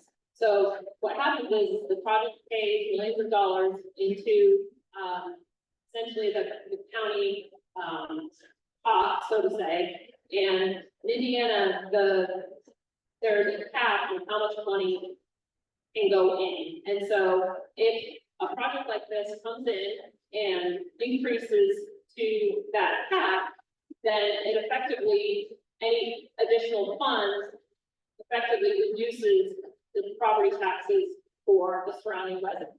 So overall, Jefferson County may see a small reduction. Saluda Township will see a large reduction, up to about half reduction in property taxes from our particular project. Now, I can't speak to other projects in the area, but that's for our project.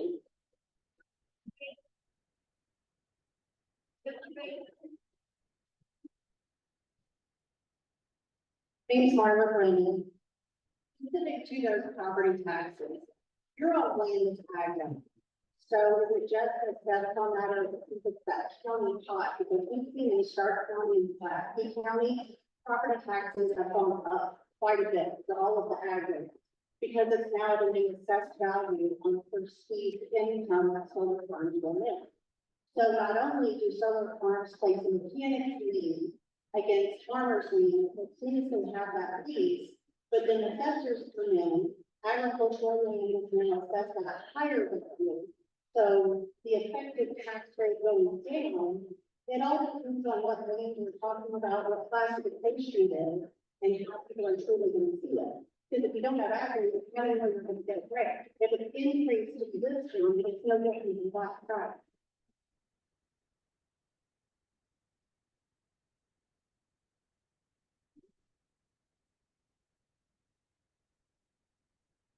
So the question is regarding ag land, and I believe what you said, said not perfect, in Stark County, that the county is appraising nearby ag land at a higher rate, even though they're not participating in solar, is that the way?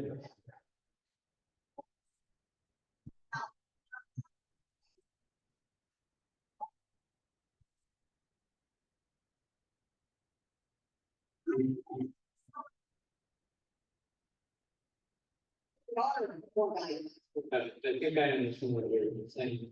I think this is a great question for the assessor. I'll, not an assessor, I will try to address it, you know, as best I can. There is a specific solar tax rate that's mandated by the state.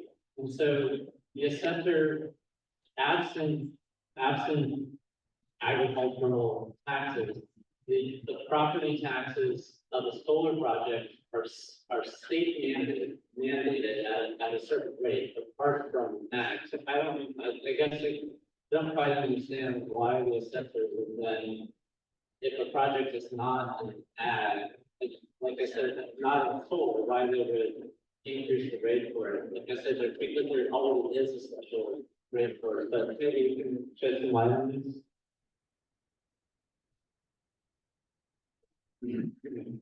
My name is Andrew Lamb. I work for a company called Siegel Nicholson Company. I'm actually a financial advisor to the county. I have no affiliation with Orion Solar or the project, but I have reviewed the project and the assessment.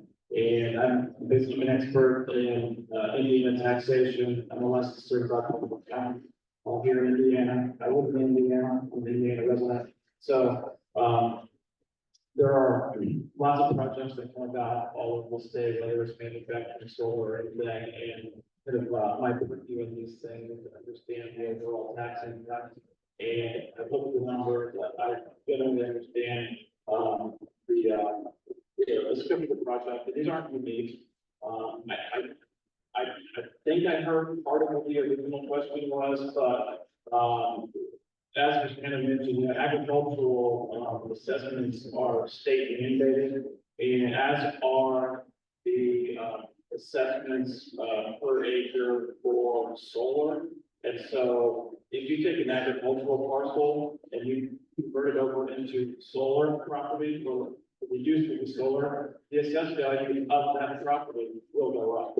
But as long as the surrounding properties are not also part of the solar project, and they're not changing the use, they will be subject to the same taxation assessed values that any other agricultural properties are subject to. There was a discussion about, will it impact, township tax rates? Yes, significantly. But it will significantly reduce, the overall tax rate. And I could get into a long-winded discussion of how all that works. But I don't know that we have the time in that, and I'm trying to do it around. But no. To give an example, a large portion of the project would be business and personal property, which is taxed in the union, and there would be real property as well.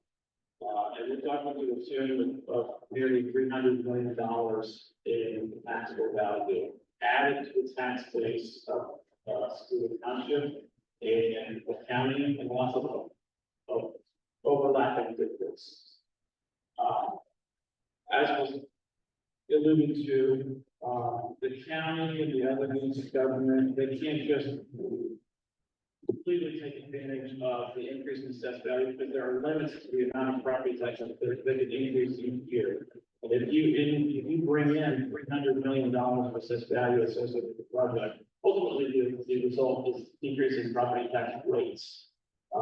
And so I looked just random number on the back of the napkin here, basically, and if you assume the average gross assessed value of a single family residential homestead, Jefferson County, anywhere between 100,000 and 175,000 on average, it's basically the equivalent of 5,000 or 6,000 homes being built in the county on this one project, and the amount of assessed value they have come online with the project. And I have outside of the line done. I will say though, the numbers that they provided when we're going to talk about this, were pretty accurate. I mean, it doesn't have work to understand how all this stuff works. And so, I was able to initially verify a lot of the information they were from. And so that was really all I have to add. There's additional complex tax questions. But I don't want to derail, a lot of the questions, diving deep down into a tax. I can't really hear what's being said out there.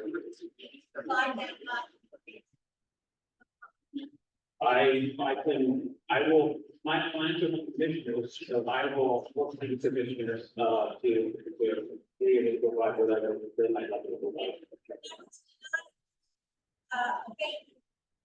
They do. There's multiple ways to look at it. There's depreciation on personal property. There's some amount of depreciation on the real property improvements, and so there's a number of different items taken into consideration. Yes. And the abatements are temporary, so they always fall away after a certain period of time. Did she stand up so we can all hear? I'm trying to read the lips, but I'm not over here. I'm kind of hard to hear. Bring the mic out here instead of that way. It was. Like I'm gonna eat it up.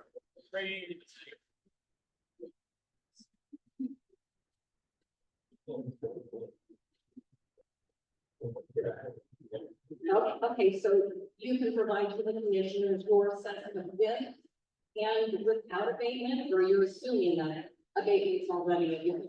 I can look at, I can provide with both. And remember, the abatement is temporary, so regardless of whether the abatement is there or not, the impact of the project, it comes to full taxation after an abatement period, with or without an abatement, over a period of time. The commissioners have nothing to do with it. I thought the commissioners had nothing to do with it, though. Why are they getting notice? Well, What meeting was all that discussed in? any time that you have a project of this magnitude, there's like, So we could sit back and do not a thing. We have no vote to approve or disapprove the project. Right? Who appoints the BZA? There's a number of different entities that appoint. There are a split in, or they are set up by the state of Indiana as far as what parties they're in. There are commissioner appointees, there are council appointees. So the BZA is appointed by people that are elected, correct? Yes, Okay, so the voters still have a choice? the voters still have a choice Yes, in BZA. in general. in general, you could, I guess you could change who's appointing them. Sure. Sure. But once again, I mean, so there's a project, and if it's gonna come forward, would you want us to be prepared, or do you want us just to say, well, wait until see if it happens? Nothing's signed, nothing's going forward, but if it does go forward, we need to be prepared. But I think the problem is that it feels like we're getting scared without the rest of the community knowledge. That's how this is feeling out. Get a microphone out here.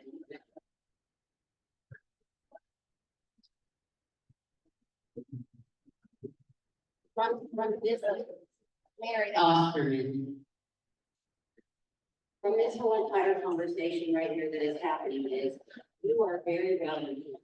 You're very well informed with the solar company, and you're very well informed with the commission.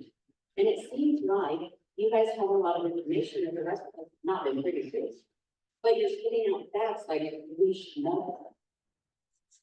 So it seems very one-sided in the way that this is going, especially the response to questions before being asked.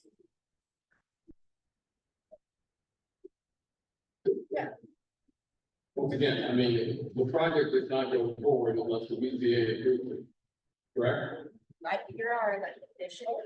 And so what you're saying ultimately, or the way it appears is that you're getting a lot of information and you're getting prepared, but the rest of us aren't privy to that information. So really, all of us should be prepared, not just the issues. So if you knew the financials of the project, that changes. Well, I feel like there's been a lot of meetings here. And like, One meeting, but none of the rest of us are privy to that information, so how can we be prepared either way? Because he's very smug in his answers, and he's giving them, smiling about both sides of it. But none of the rest of us had any chance to get them. No, not.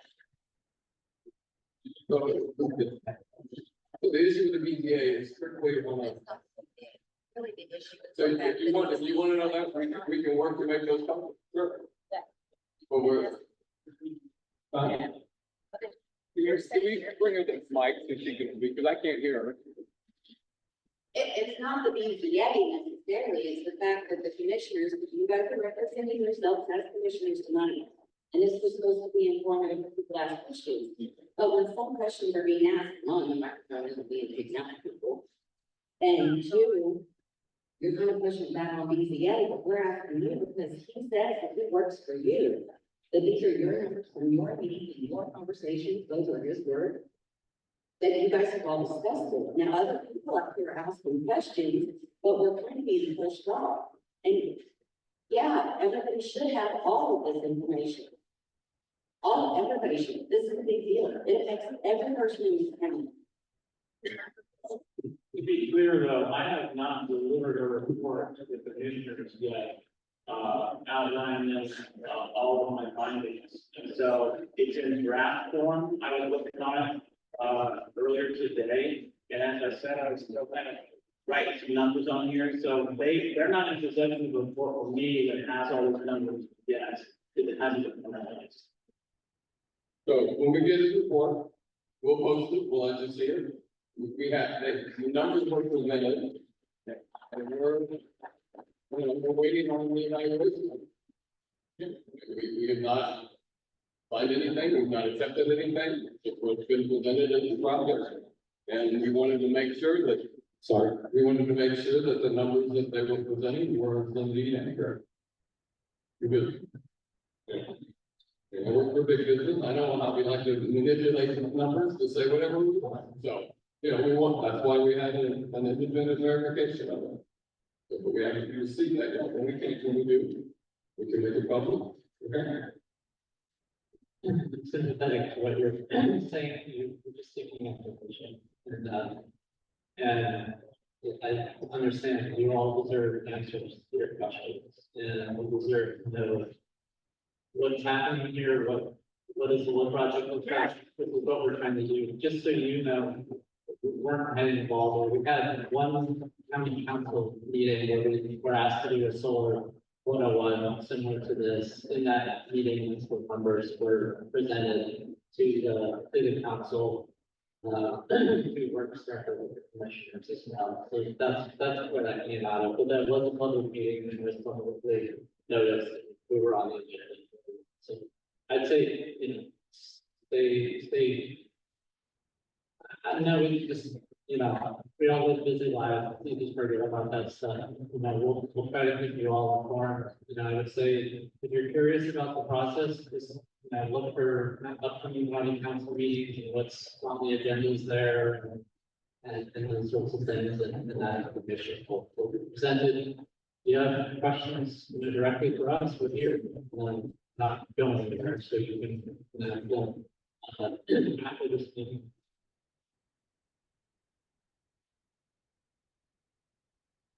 So we just want to be respectful of everybody's time, because it's 8 o'clock, so just so that we're respectful of everybody's time. We're happy to, at least have the people that signed up, make sure that they get their voices heard. Madam Small, my question is, not for bulldozers come in and everything is to do, there's nothing green left. Is all the topsoil removed? Oh, is part of the topsoil removed? Is it sold? Because if the topsoil is removed, it takes 100 years, that's probably a low estimate to get topsoil, which is probably like the top 6 inches.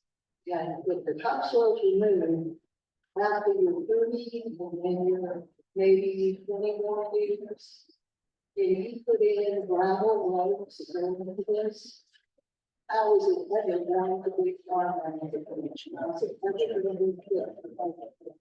You're taking away all the trees, all the habitat, birds, wildlife, there's nothing.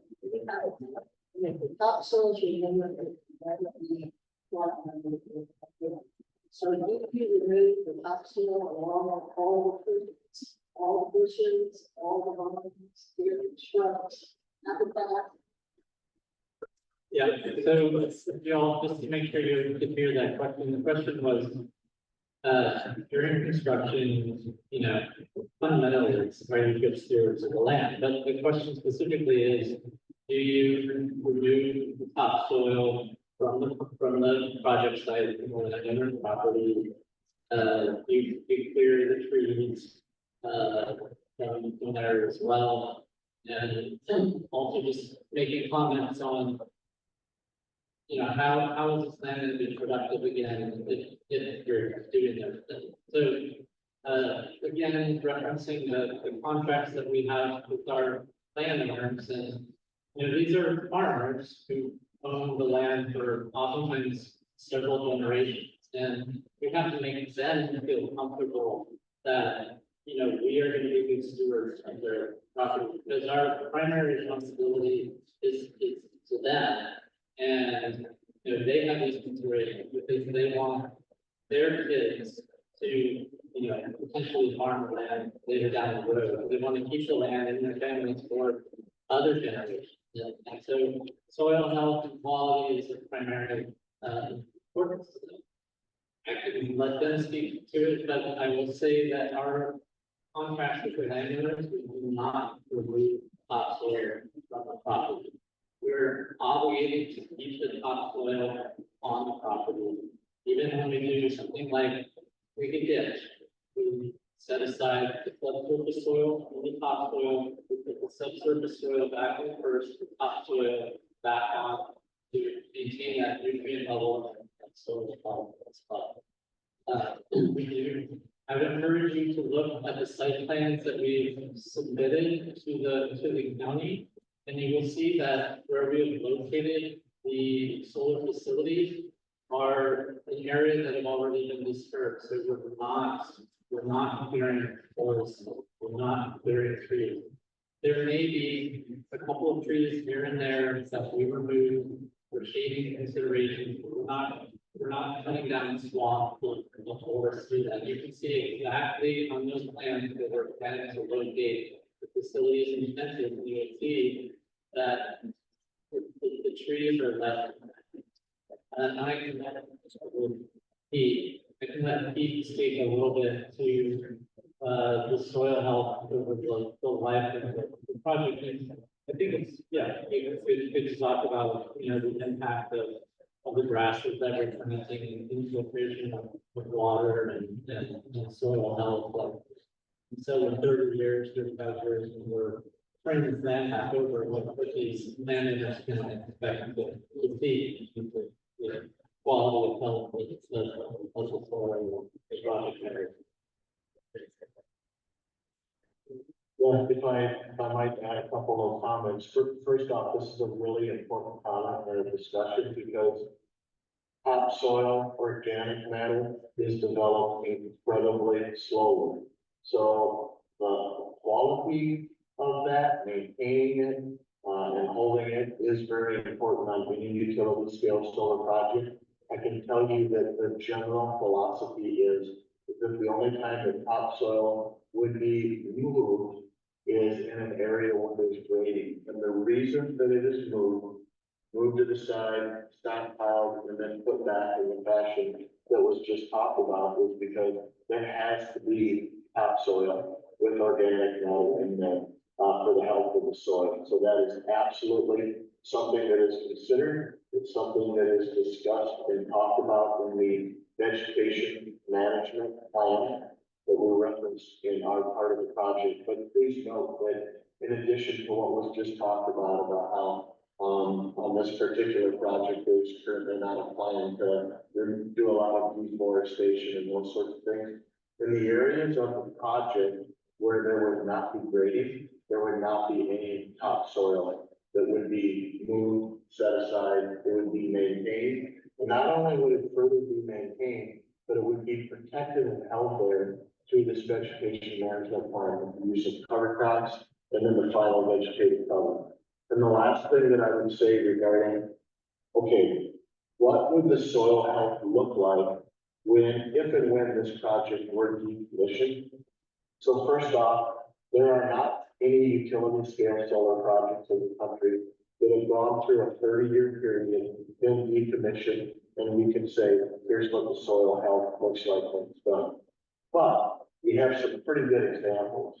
And in particular, perhaps the best example that we can look to see what will the soil health be if and when it wants to be returned to agricultural production is the USDA's Conservation Reserve Program. It's a large conservation program that takes active farm ground, it removes it from production for a period of 10 to 15 years.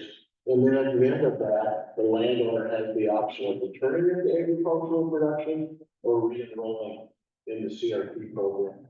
While on those projects that have been removed from agricultural production, had a permanent vegetative cover planted to it for 10 years to 15 years, and then gone back into agricultural production, those studies that are out there and available show that not only are we protecting that soil health, but we can be building better soil health for when that project elects, that site elects to return to agricultural production.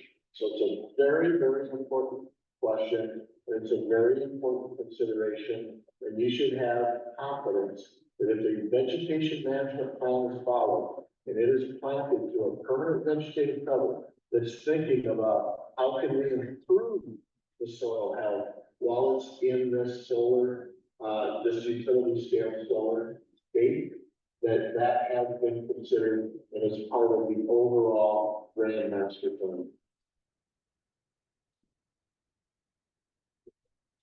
I have another question here in front. Microphone, Will. Oh, so Steve Weber. Yeah.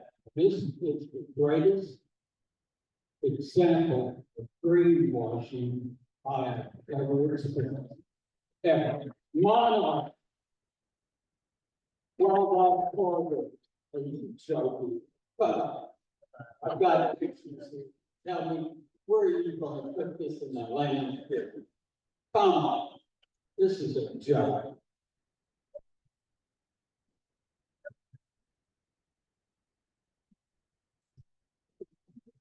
Hi, my name is Elizabeth Crumley, and I've got a question. I wanted to know if Orion came to Jefferson County or Jefferson County sought out you. So in this case, we actually came to Jefferson County. And the county did not come to us. You may ask them why we ended up on, we selected for you to end up on our doorstep. Well, there's a number of factors that we look into when evaluating the solar site. One of the primary factors is we look at the availability of space on transmission lines. And then, you know, if that passes the first check mark, if there is available space on that, we also look at what the utility needs are, what they're demanding on their system. We look at land use as well. And so then we start to begin to have conversations with the county, with landowners to make sure this is a good fit and something that would be welcome. And then we start developing a project from there. So then generally, typically we go out and we have ideas for what would make for a good site, and then we go out and we test those ideas by going and talking to these communities.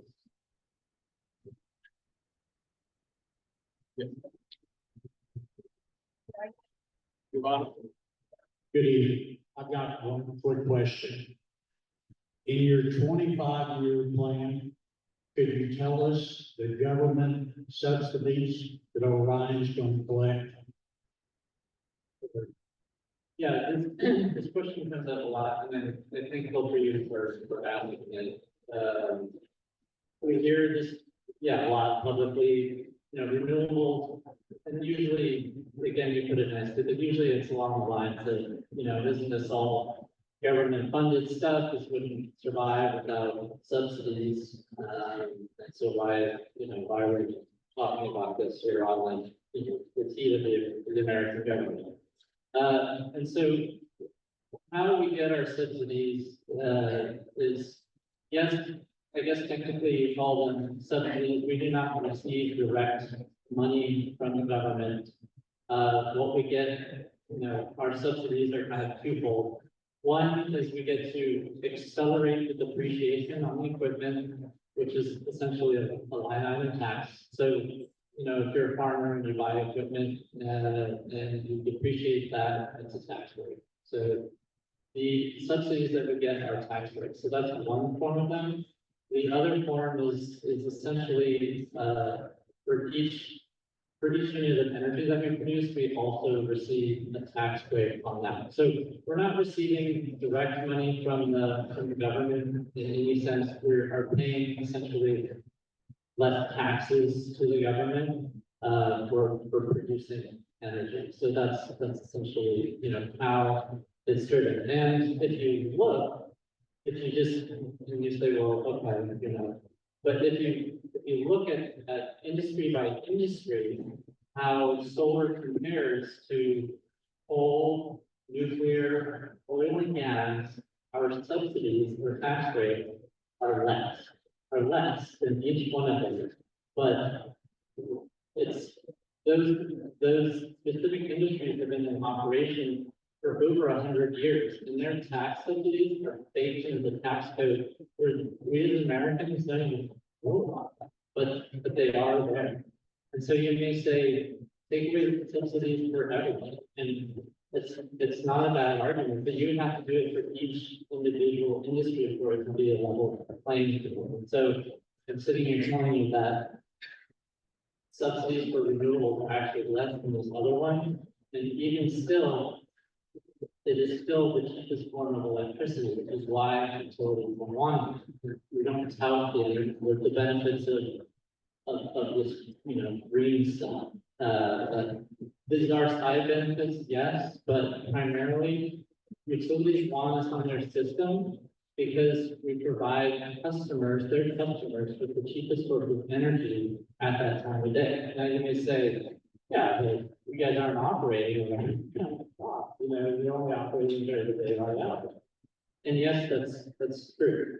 But I will say to you that there is no perfect energy solution out there. Coal is not perfect.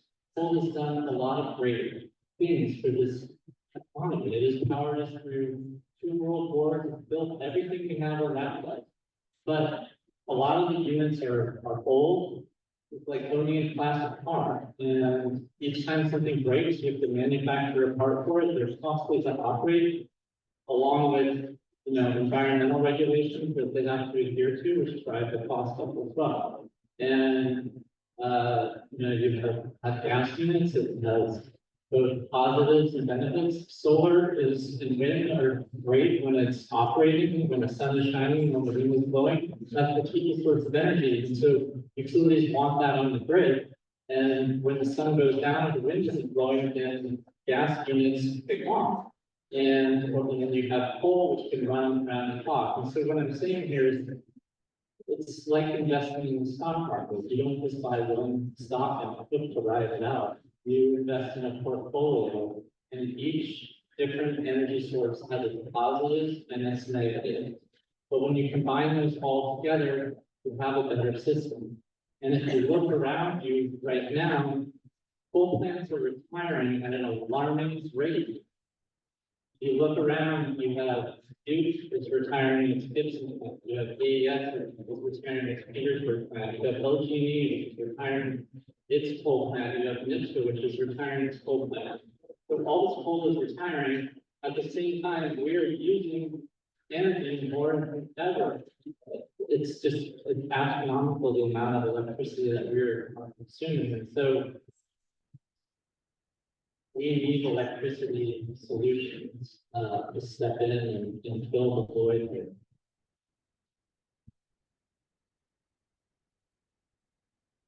Hello, I'm Robert Thomas. As most of you know, my husband is Wes Thomas, and we're the owners of Green Orchard, which goes back generations, back to the 1800s. One thing that we have always been very proud of as a family is that we try to be very conscious of our surroundings, our environment. Wes was one of the first farmers in this area to be a no-till farmer. Worried about erosion. He was on the Soil and Water Conservation Board for 30+ years. So this was not a decision that we made very quickly. There was a lot of thought put into our decision to sign. But we feel we're doing the best we can to protect our land for future generations from other companies coming in. Just as probably a lot of you heard the last several days on the national news about the housing market and all of the homes that are being built for these people that can't afford homes. Well, we don't want our area to turn into a subdivision, low income subdivision. We don't want any more chemicals put on our ground. As those of you that farm know, you have to put insecticide on, you have to put fertilizer on. All of these things go into the ground. So we have constantly always tried to do the best we can to conserve our property, to conserve the land, to conserve it for generations to come. And as most of you in this room are alumni from this school, I'm an alumni from Southwestern. I taught here for 25 years.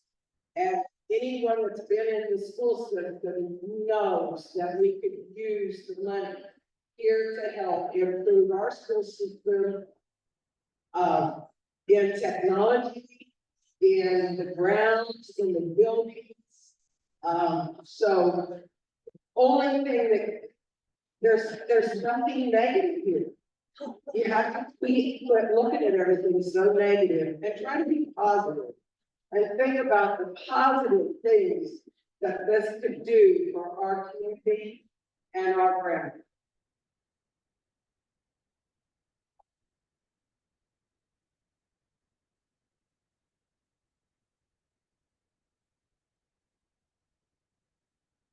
So, to take just a quick break with the questions that we're trying to get to, I see there are a couple hands raised there. I think that there are a couple individuals who signed up directly to speak. And so we want to give those individuals a chance to speak, and so. Okay, said person has a microphone, right? So I'll call. The floor to you. I feel like I have a simple question that I could get a simple answer, but I'm just kind of wondering how much money is coming into the county and where can it go to benefit the community? I feel like it could be a simple.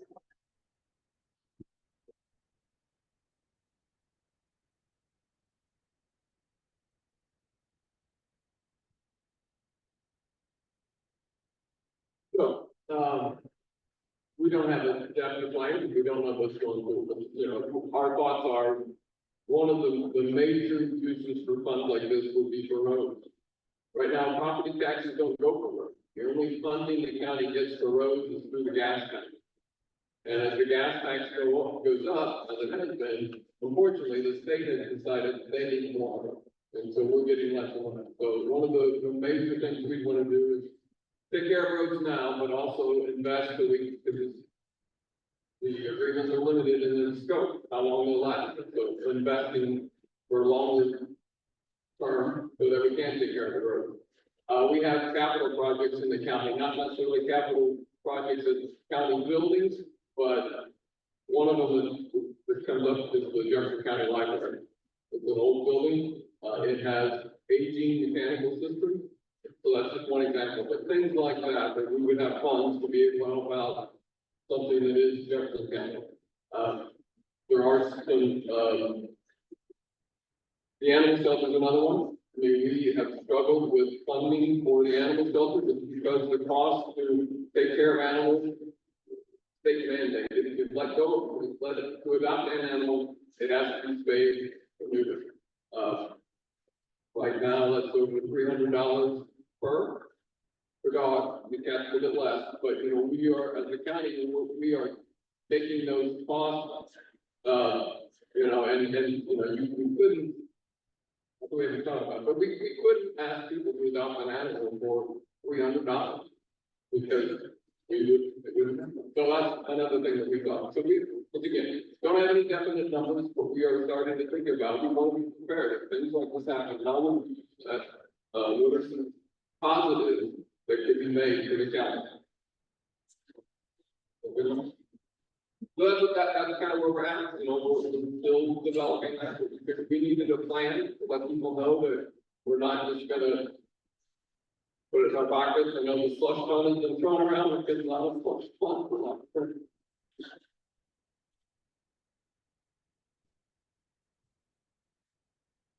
I just want to say, one of the lady members, and I think I speak for everybody sitting behind me here, we are not trying to be bad neighbors.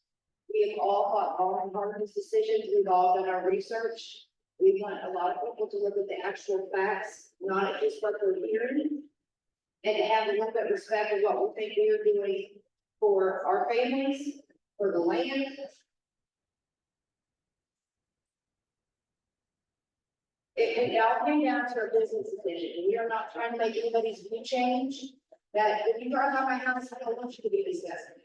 But we are doing what we feel is best for our land. And at the end of the day, we have to put some bearing on some personal rights to our property. We pay the taxes, we farm, use the farm, whatever. At the end of the day, we are the one responsible for that land, and we should have some valid say in that. We're not doing anything illegal, we're not harming anybody, and I thank you all for putting this on, put some facts up there on the board that we are not intentionally going to hurt anybody's value of their home. We are not doing this to make everything look horrible. We are not trying to make anybody miserable. But at the end of the day, I think if some of these other people were asked the same questions we were and given the same opportunity, the shoe would be on the other.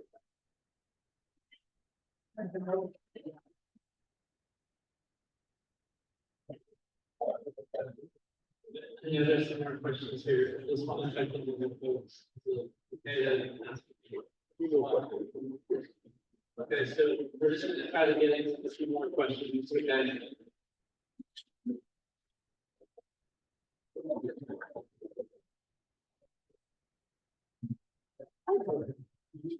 All right, my name is Alex Schaefer, I live in Jefferson County, I live in local resident here, we also raise livestock. I had the opportunity, and I said no. End of discussion. My real question is, you guys are talking about filling the power need. Right?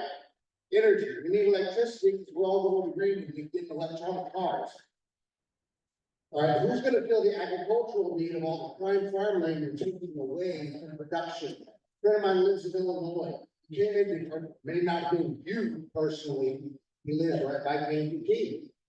Instead of going with a factory that's been shut down on 200 acres, you leased farmland and took it out of production.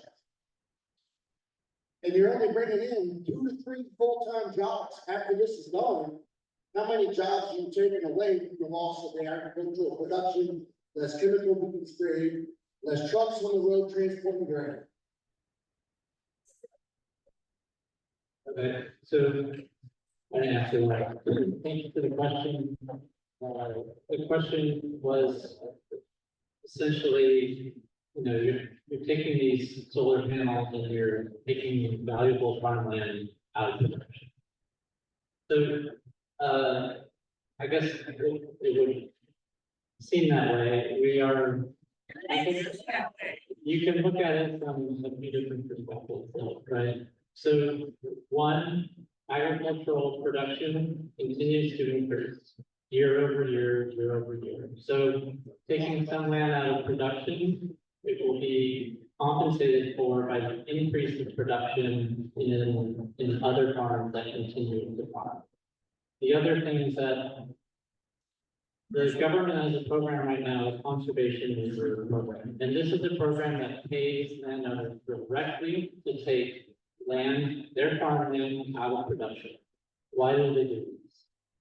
They do this because there's an abundance of corn, and there's an abundance of soybeans, and there's an abundance of wheat out there. There's too much. And so the government is actually paying farmers to not farm their land. This is exactly what that is like. It's a privately funded version of the conservation reserve program. And so, the land is fallow, we planted grasses, it rests, it restores. But essentially what it means is taking that land out of production, if there's less surplus of corn and grain in the economy, it also serves to stabilize prices for other farmers. And as you know, as a farmer, commodity prices swing up and down year over year. But if there's a stability in prices, because right now there's an overabundance of it, if you take some land out of production, then that's good for the farmers who continue to farm. It leads to more stable prices there. Not only that, they can invest in their farms and continue to innovate and continue to increase yield on their property like they've been doing for the last 50 years. I'll also say that when you look at the makeup of what's grown on farms in this area, it's primarily corn and soybeans. But let's look at where that goes.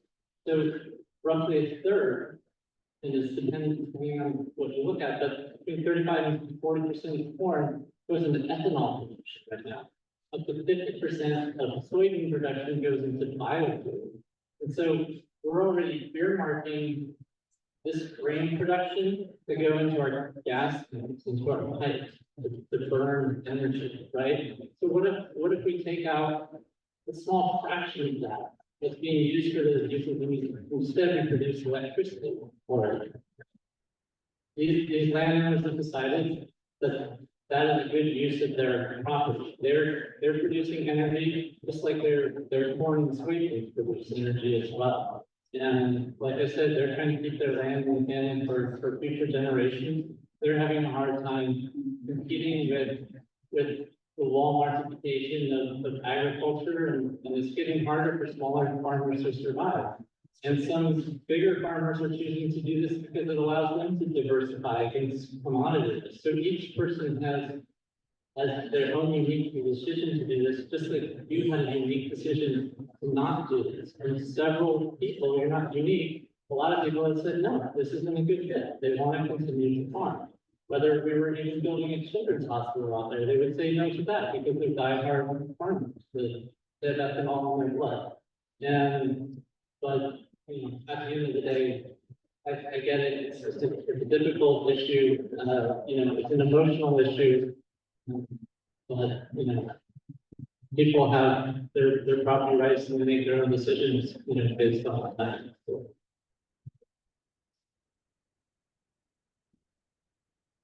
Is there another question? We have time for another one. Yeah, so my question is, my name's Dalton Marty, I'm a sixth generation farmer in the Stewart Township. So a so-called fund that you have set back for failure or 30 years, it does go through the time frame. Do you have a plan for inflation whenever time comes, or is this setback that you have now for today or for 30 years? Okay. If I don't get your question, I'm gonna repeat, but I think your question was, if I didn't nail it, you just holler at me, okay? So I think what you asked is, well, I'll tackle it from a couple different ways. So you asked about the effects of inflation. I think it was related to the cleanup and restoration of the project. Did I get it right? So, specifically with respect to our decommissioning fund, that protects both the land and the property, and that we have, you know, with the county agreement that we've made, is that bond or that financial security is updated.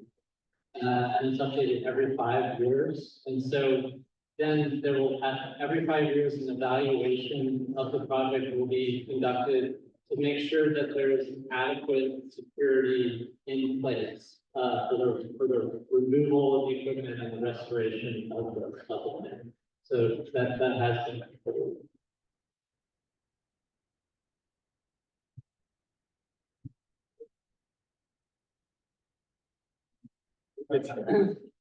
One more question here.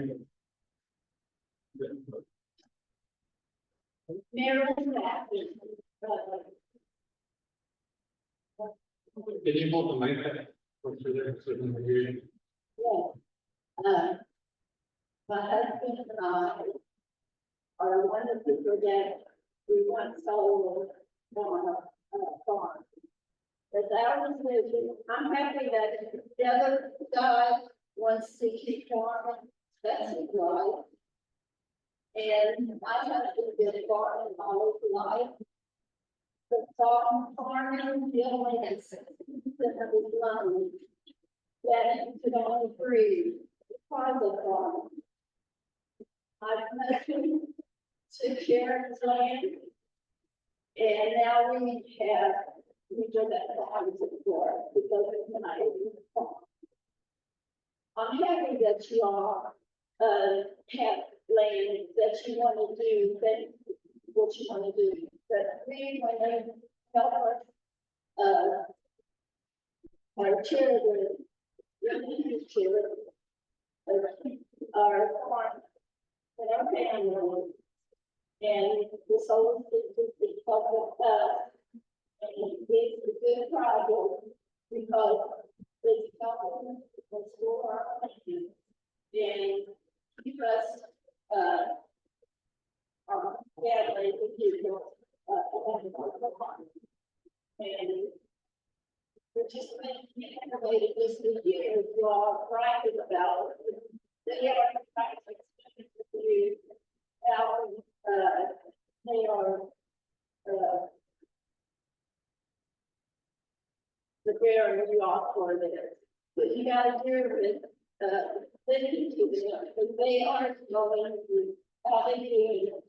And we did a good job at preparing this, being you for our city people. Thank you.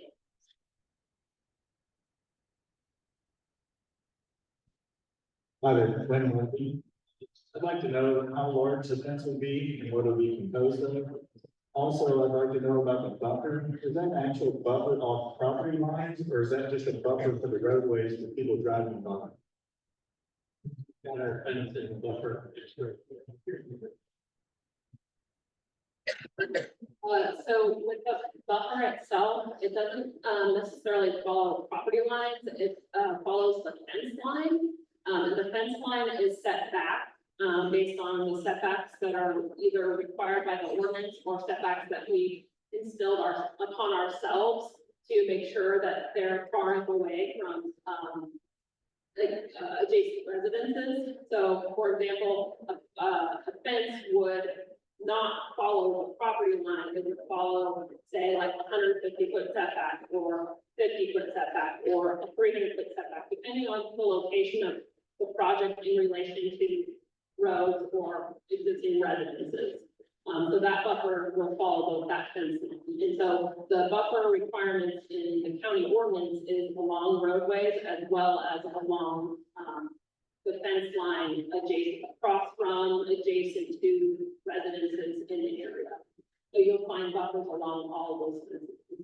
And then the fence itself is a farm fence, and it's required to be 7 foot tall with a gap on the under lowest portion for critters to pass through. So there'll be 12-inch gap from the underneath side and then 7-foot fence because that's the requirement collectively for the security purposes.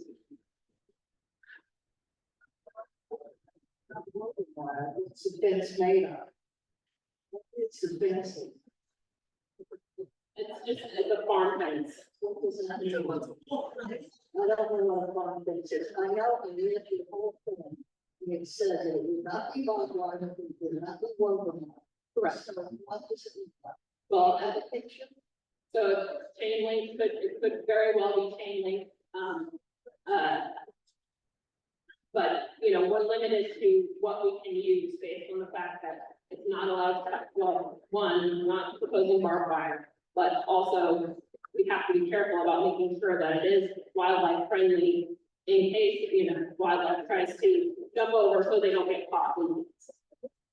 So, Electrical post to here too, but essentially it's galvanized, and since maybe, I don't know what y'all call it hardware, fencing or chain link.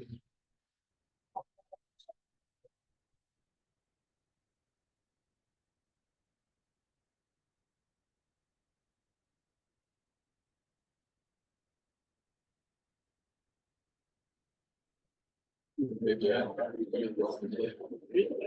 final questions? Final questions from the audience, going once, twice?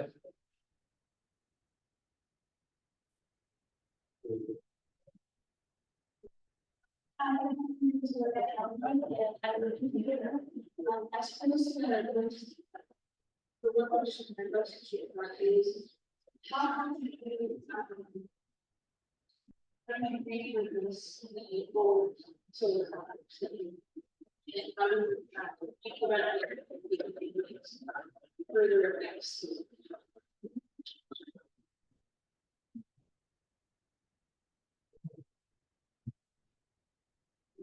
So the question is about, I believe if I have this right, it's about the restoration of the land and how the project is decommissioned. So I would encourage you all,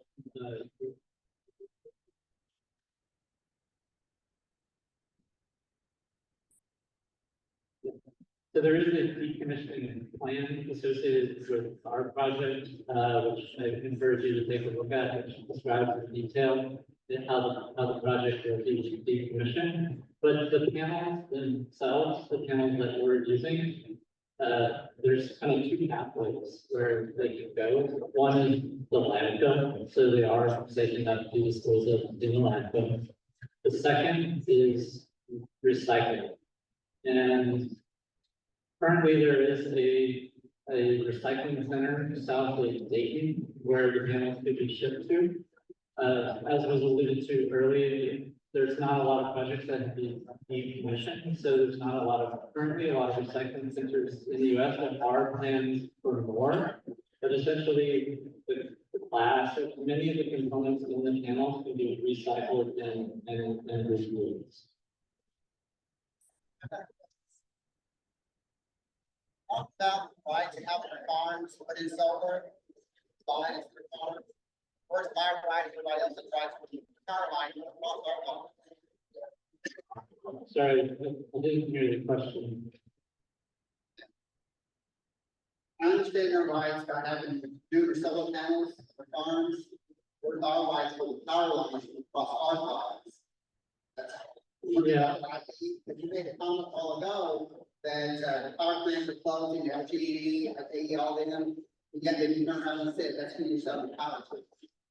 GE power. So, yeah, so I think the question is maybe a couple parts. I'll try to answer it again, just holler if I get it right. But one was talking about the actual transmission lines themselves. So just so you know, any transmission lines that we build, we have to have the permission from the underlying landowner to go across his or her. But they say no.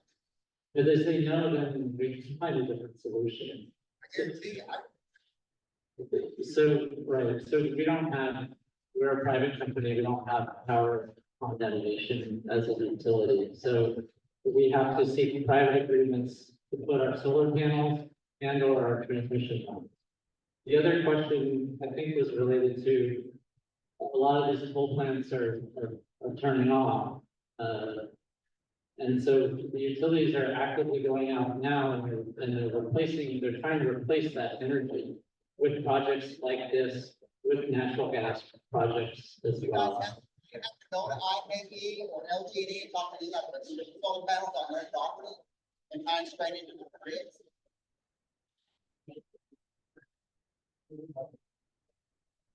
But I think the question was, can solar panels be located on the utility property as well? And I'd say that I would guess that it would be, it's just different each plant. A lot of plants have a lot of land that's dedicated to very full ash. And so that may not make for the best use of development for other reasons. So I can't speak to that directly, but yeah, theoretically, they should be able to locate some solar on their lands. And a lot of coal plants are located next to rivers, so their land is subject to flooding as well. So that could create some issues. But thank you. I see a lot of people are kind of filtering out. I'm gonna go ahead and end it there. Stick around. Thank you for the discourse and conversation. Doesn't feel like we could have this a lot in here. So thank you for being respectful and yeah, take care. Thanks for coming out.